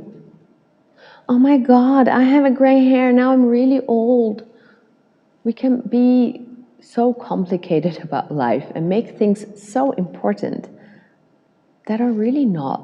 Like, nobody really cares about your gray hair. Nobody really cares about a lot of your things. And what is it that we have decided that makes it so important? If somebody didn't smile at you, if somebody was nasty to you, what if you don't have to make that a constant need to make yourself wrong? What if we can take things in a lighter way? The spaciousness that gets created with a bar session, the spaciousness that consciousness actually instills in the world and in us, is where if somebody's mean to you, go, okay, thank you. Or you go, oh, I'm being mean to myself. Okay, stop. That spaciousness is your capacity to choose. That nanosecond that might have seemed before not there starts to become larger and larger, and choice becomes stronger and stronger. So I would definitely say, please get your bars run. If you notice you're just being really hard on yourself, get your bars run. Like I said also, stop. And sometimes, you know, those judgments can be so intense, even physically. You feel you're just being attacked nearly. It's just such an intense wall of stuff that seems louder and stronger than you. Personally speaking, being a physical person, I use my body. And, you know, you can just shake it off. Just move it out of your body and really choose to change it. Be tenacious in your choice to go, no, I am so tired of this. I am so done with this. I don't have to choose this. And shaking it off, or expanding out and just having that moment for yourself where you go, okay, I'm going to stop. It feels louder, it feels bigger than me, but it's not. I'm going to stop this. I'm going to stop. I'm going to choose something different. That physicality can also help you to choose something different. And the Access mantra, all of life comes to me with ease, joy, and glory. Personally speaking, if I'm going through that shitville experience of self-judgment, that's what I'm saying. I'm inviting myself to the energy of all of life comes to me with ease, joy, and glory when I'm not having ease, joy, and glory. And as I say it, and I will be saying it like, like a crazy, it's like that energy, that vibration starts to shake the very solid seeming judgments of self and starts to create space and starts to show me, hey, all of life comes to me with ease, joy, and glory. And so that's another tool that you could play with that is so efficient and so fast and so powerful, like all of the Access tools actually. And so I hope this helps. Please go out and get your bars run. Go out and shake your body when you need to, and be kind to yourself. Every single time you choose to not judge yourself, you change the world. And you change what's possible for the future.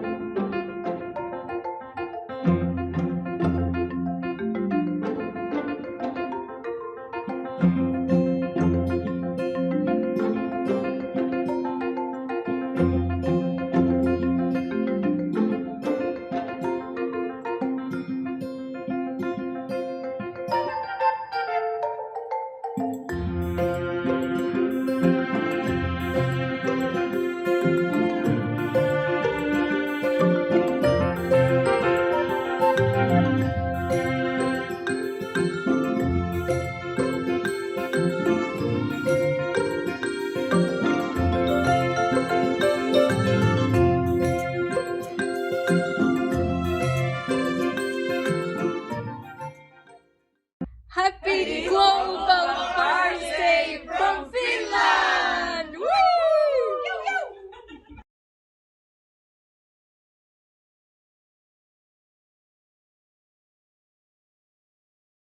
Happy Global Bars Day from Eluka!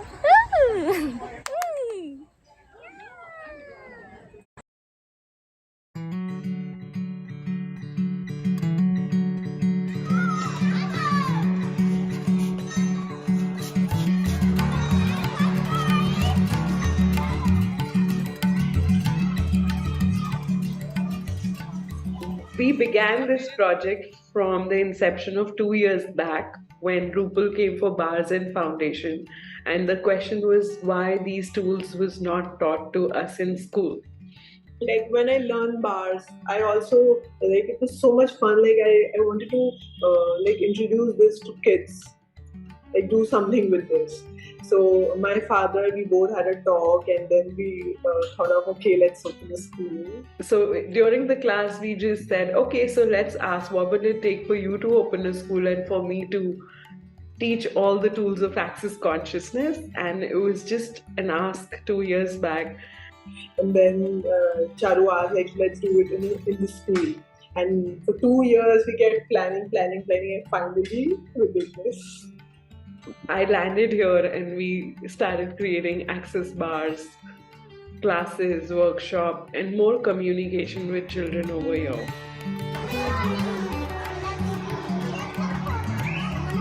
Good morning. Good morning. Good morning.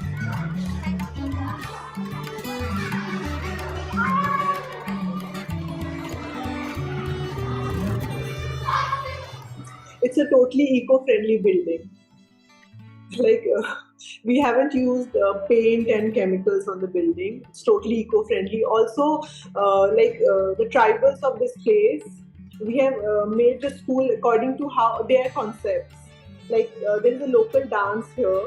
Like they do it in the form of a circle, like this, and they don't join the circle. So a building is also in this shape. So the locals here, they can connect to the building and its structure and everything. They have used products which are like locally from here. So this is for them. School is for the tribals of this place, for the locals.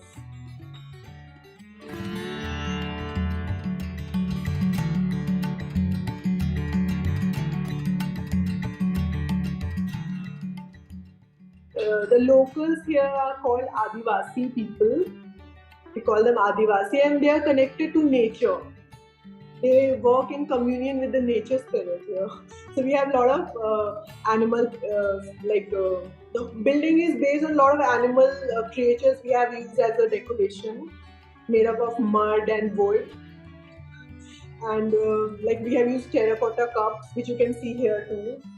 These are terracotta cups in which the locals, they drink tea.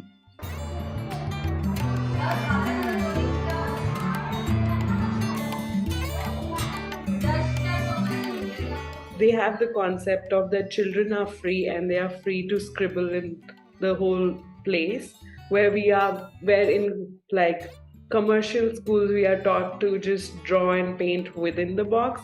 They have made the walls full of slate where they can paint, like scribble, they can paint, they can do whatever on the walls. And they have like two parts of the class where like the ground floor children study, and whenever they require free time or rest time or just their play time, they can go up to the upper part, the mesa part of the building, the room, and they can go and play over there.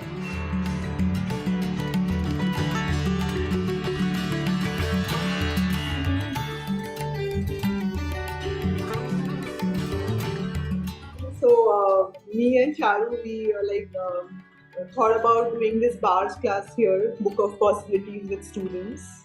So on 16th of August, we did bars class with 100 of students, and there were like around 20 teachers. And we ran bars for not 100, but next day we added 50 more students. So we ran bars for 150 students. The challenge over here is that how do we maintain this? It's very easy for us to go to different schools and introduce this energy. I've done this in past, and after a point it just goes away.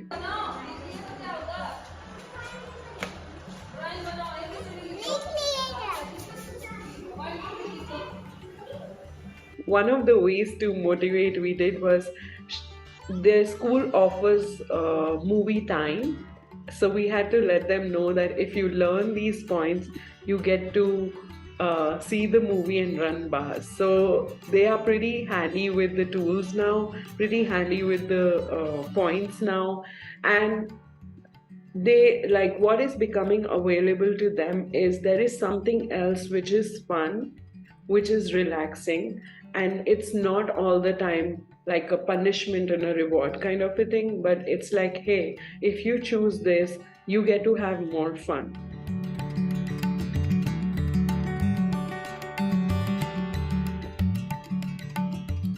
We had a conversation with the staff and how they can use the tools to put it with children, like not always making them wrong, but what kind of questions they can ask for them to not feel wrong, but start receiving what's available. But it's very essential for like teachers to have that level of possibility that it's not wrong, but what else the child can explore into. Like they have a system in school where they have this clay activity that goes on, like the mud.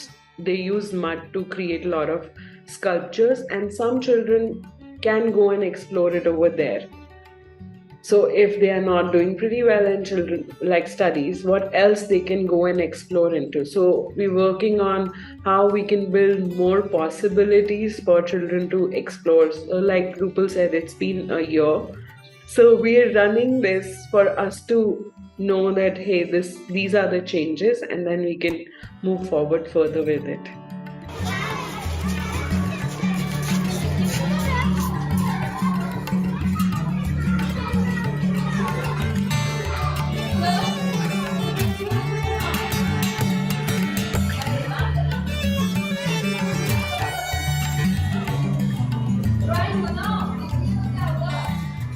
We are here not just focusing on studies, like not theory and books. Other than that, we're doing a lot of other activities.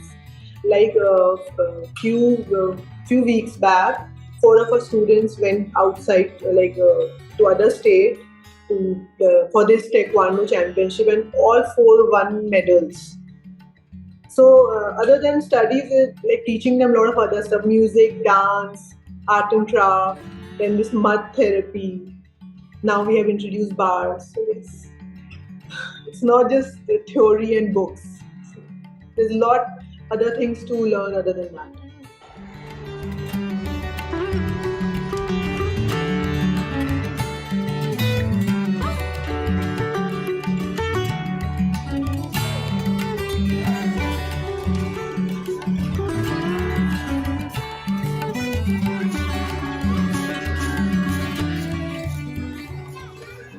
I think bars will contribute a lot to their studies, and for them to have more focus in studies and attention, and they'll be more relaxed.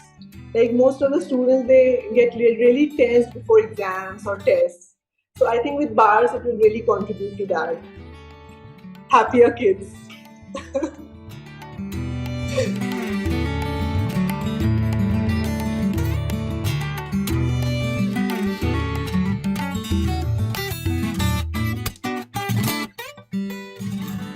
Like really inserting questions, because we just deliver the reality that we know, and we never ask that is there any other reality available, and what if there are so many more realities available? Just because somebody has not explored doesn't mean it's not there. What if we asking, hey, what do you know, what else is possible, what other possibilities are available that I've never considered, allows us to move in different directions.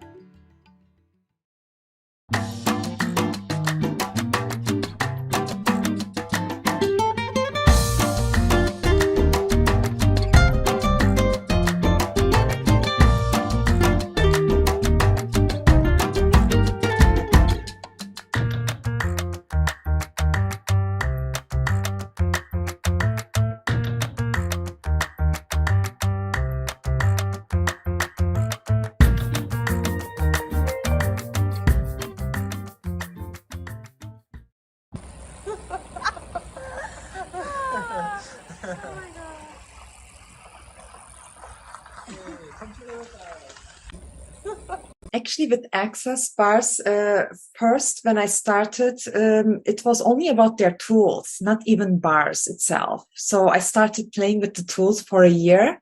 And then I was told I have to get my bars run after playing with all these tools. So then I decided, I think that when it was the time to take the bars class. So I just went there. I didn't take any sessions. I just went straight to the class and took 2 sessions and gave 2 sessions. And after my second session, actually, the first one was very intense because I was with my son there, and it was so, I was in a controlling mode, like controlling mom mode. He's little, there's so many people I don't know. But the space I was in, it was so kind and nurturing. Lots of even like strange people were around me. I have seen the first time. It was so welcoming. And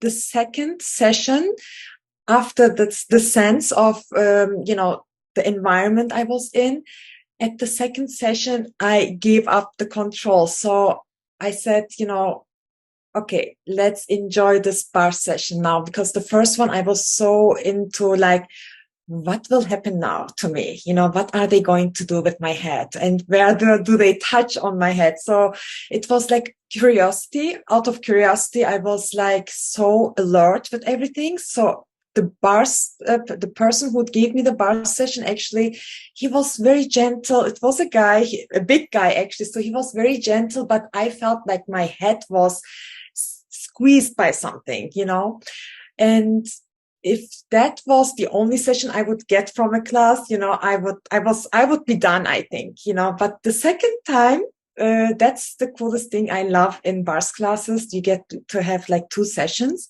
Second time was like, I was out, I was like out somewhere else, and I slept, and it was like the best relaxing part of the class. After that, I was like walking on the clouds. I said, oh my God, I have to let everybody know who is interested in more relaxing, about this bars class or the bar session in general about. And I think like bars is something like every household should have, like everyone in the household should have. So where you can do it on yourself. And then my son learned, he's 14 now, and we use all the time. Then, especially with school time, he requires that when he has exams, he says, can you run my bars, please? And at that, we run our bars, and then he falls asleep. So he loves it. And, then my husband actually, he's a person who's always in his mind and like, try to fix something and all this, from the mindset, he's more functioning from. So when he got the bars run, he cannot sleep. He couldn't sleep before. So when he got the bars run on himself, so the most, result on him was like, he says, oh my God, it's the first time I have ever been, sleeping that quality sleep in my life. So he was usually like 3 hours sleep, 4 hours sleep, and then he was getting up, and then he was always having this monkey mind in his head. So just thinking, and after bars, it calmed and relaxed him more. And he was, he took then 3 classes as well as I did, and he loved it, So so when we need, we just run each hour's bars, and then everything is like, oh yeah, on cloud heaven, on 9th cloud. Everything's different. Everything's changed. The change occurred in the moment I chose it.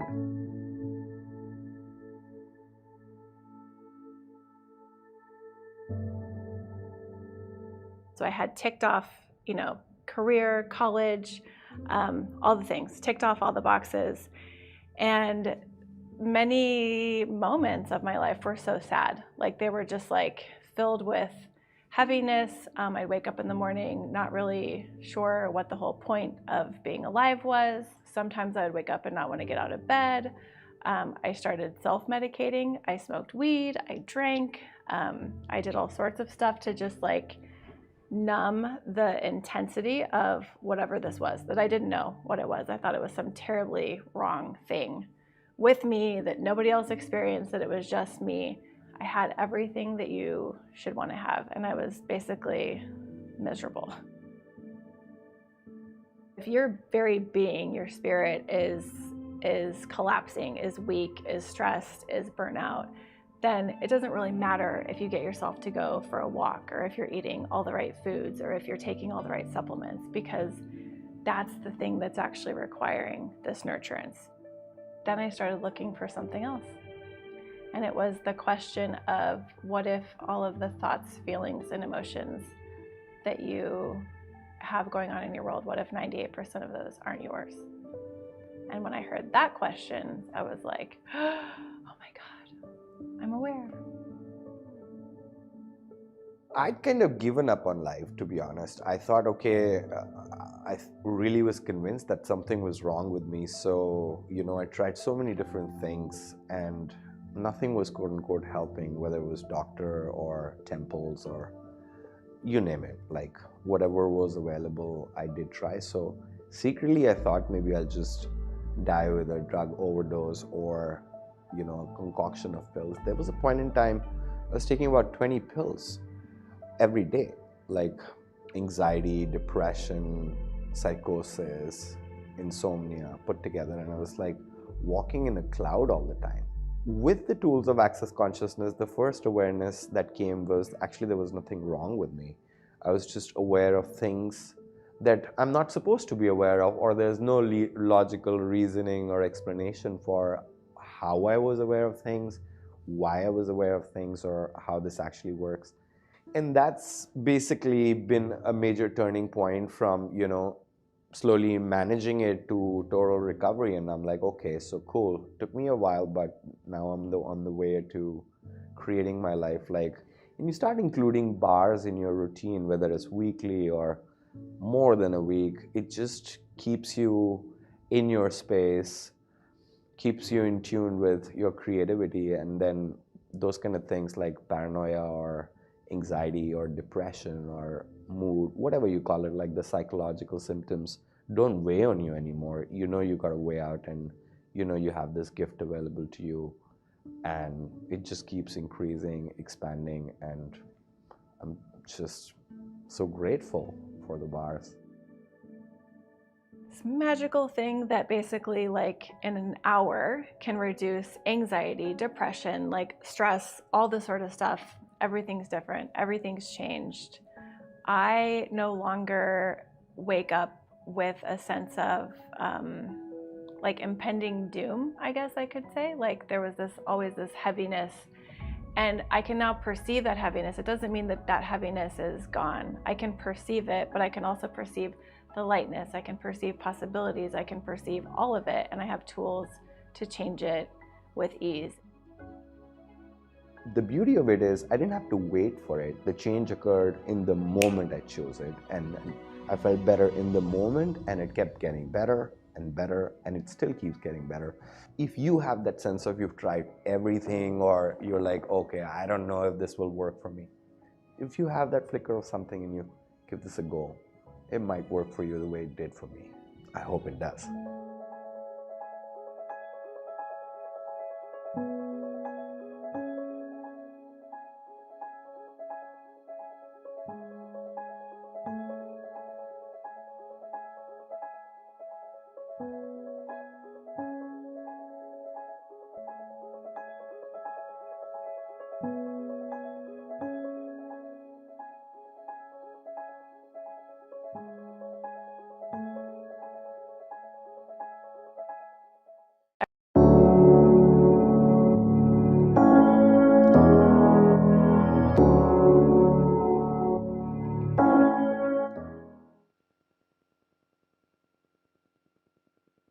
Hello, are we back now from the castle? Yes, Yeah. you can hear. Wow, well, it's been 4 hours that we're almost together. Can you believe it? Because I do not. It's spending like 5 minutes. And for the occasion of disclosure here to Europe, because we have been traveling together and we will soon move and travel to the USA, I've got a new castle cup. I think that was very important. Voila. I mean, I don't know for you, ladies, Diva and Francesca, but I am a different person from where we started. From listening to all those conversations and those beautiful interviews, I'm already making new choices in my life, and it's beautiful. From the stress, from the judgment, from being a stardust, from what else did we go? Anyway, and am I crazy? The most important one? I don't know. Exactly. So Yes. I cannot hear you right now, just so you know. We are not talking, We're just probably. not saying anything. That's why. We're listening to you. That's why. So I will be just speaking, you know. But and in this 4 hours, and also this morning, like when morning for Europe, when Australia started, it's the little acknowledgement through the day of the change and the achievement and what else can we seek, and that's the greatest gift of today. Yeah. And it's been an amazing gift for me as well, the bars in my life, to create the peace of mind and the joy of acknowledgement of my life, my capacity, the gift I am, the gifts the people around me are, instead of, as you say, like David was talking about stress, but it's also looking, as Kalpana said just before, like self-judgment or anything you judge, you exclude to your life, instead of, looking at what can I be here to change this and to create something different instead of the drama and the trauma. So thank you for you ladies, and thank you for everyone around the world. Yeah, absolutely. And can I say something? Thank you, I don't know, we will thank him later, but thank you, Gary Douglas. Whew, Gary Major Douglas. To soon meet them. Sorry? I was like, if you stay on and move to the USA, you will soon get to meet Gary Douglas and Dain Heer. For what reason would you not stay on? Hey, I'm just talking to if there might still be some crazy people after the interview. But Gary Douglas, right, the founder of Access Consciousness and who introduced the bars in the world, and of course, like Dr. Dain Heer co-creating Access Consciousness with Gary, the level of gratitude, and I mean, my heart opened up every time I mention. So I'm like, thank you. Truly. And they are massive example of never giving up. Whatever happens in your life, to never give up. So you ladies, what is like, we're talking about bars and everything. What is like for you, like the self-care? How do you use it in your life, and how do you enjoy it? I think for me, the bars is one of the things that has allowed me to really know that really the universe has my back, because whenever anything comes up, I know I can receive a bar session and something is going to change, whether I will have more peace of mind, a different sense of space, or at least just more relaxation in my body. Whereas before knowing the Access Consciousness tools, I would have probably been thinking, oh my gosh, how am I going to change this now? How am I going to handle this problem now? How am I going to get rid of this stress today? And every day it was just like a little bit of work to do that. So it's a really great way of just knowing that you do have this support system that you can choose for yourself. Yep. How about you, Gaia? Well, it's funny because listening to you, I was just thinking of how earlier I didn't have any thoughts. Like after also the moment with Katarina and being in the nature, I guess the bars, it gives that to me, that space where I don't need to have any thoughts and everything is just relaxed. And this is something that I'm so grateful to be able to be in my daily life.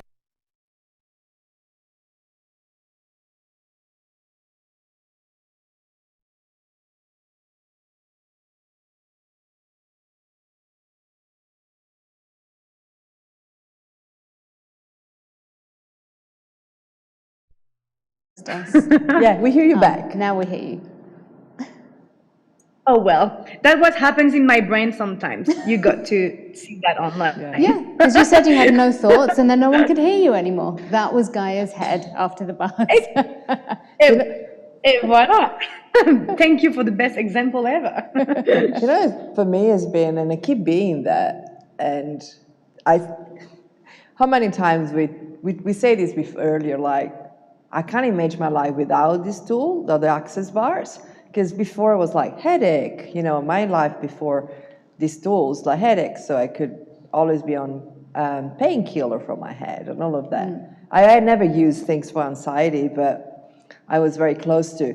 But one of the things as well is that creates that ease with other people around me, that I can, nothing really affect me anymore in the same way. So if I'm tranquil and serene and have that peace, anything around me can be handled.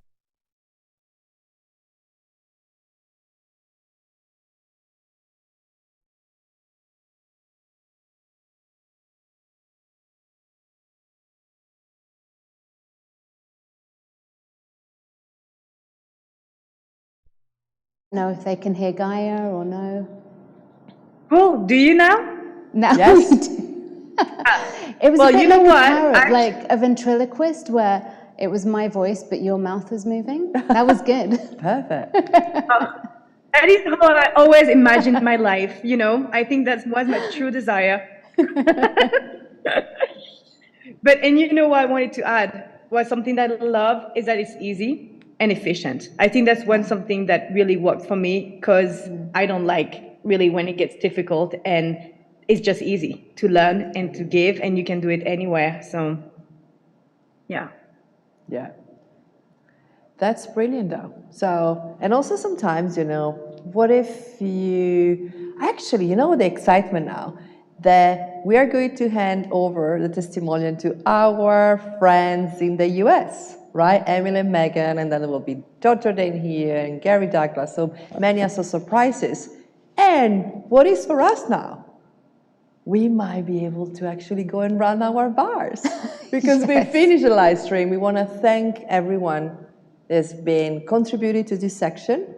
And I will actually want to thank everyone around the world that using the Access Consciousness tools and the bars to really create that change in people. Like we have been seeing like kids, schools, old people, yeah. So what change can we be today that we haven't ever considered possible? Thank you so much, everybody. Thank you. Thank you.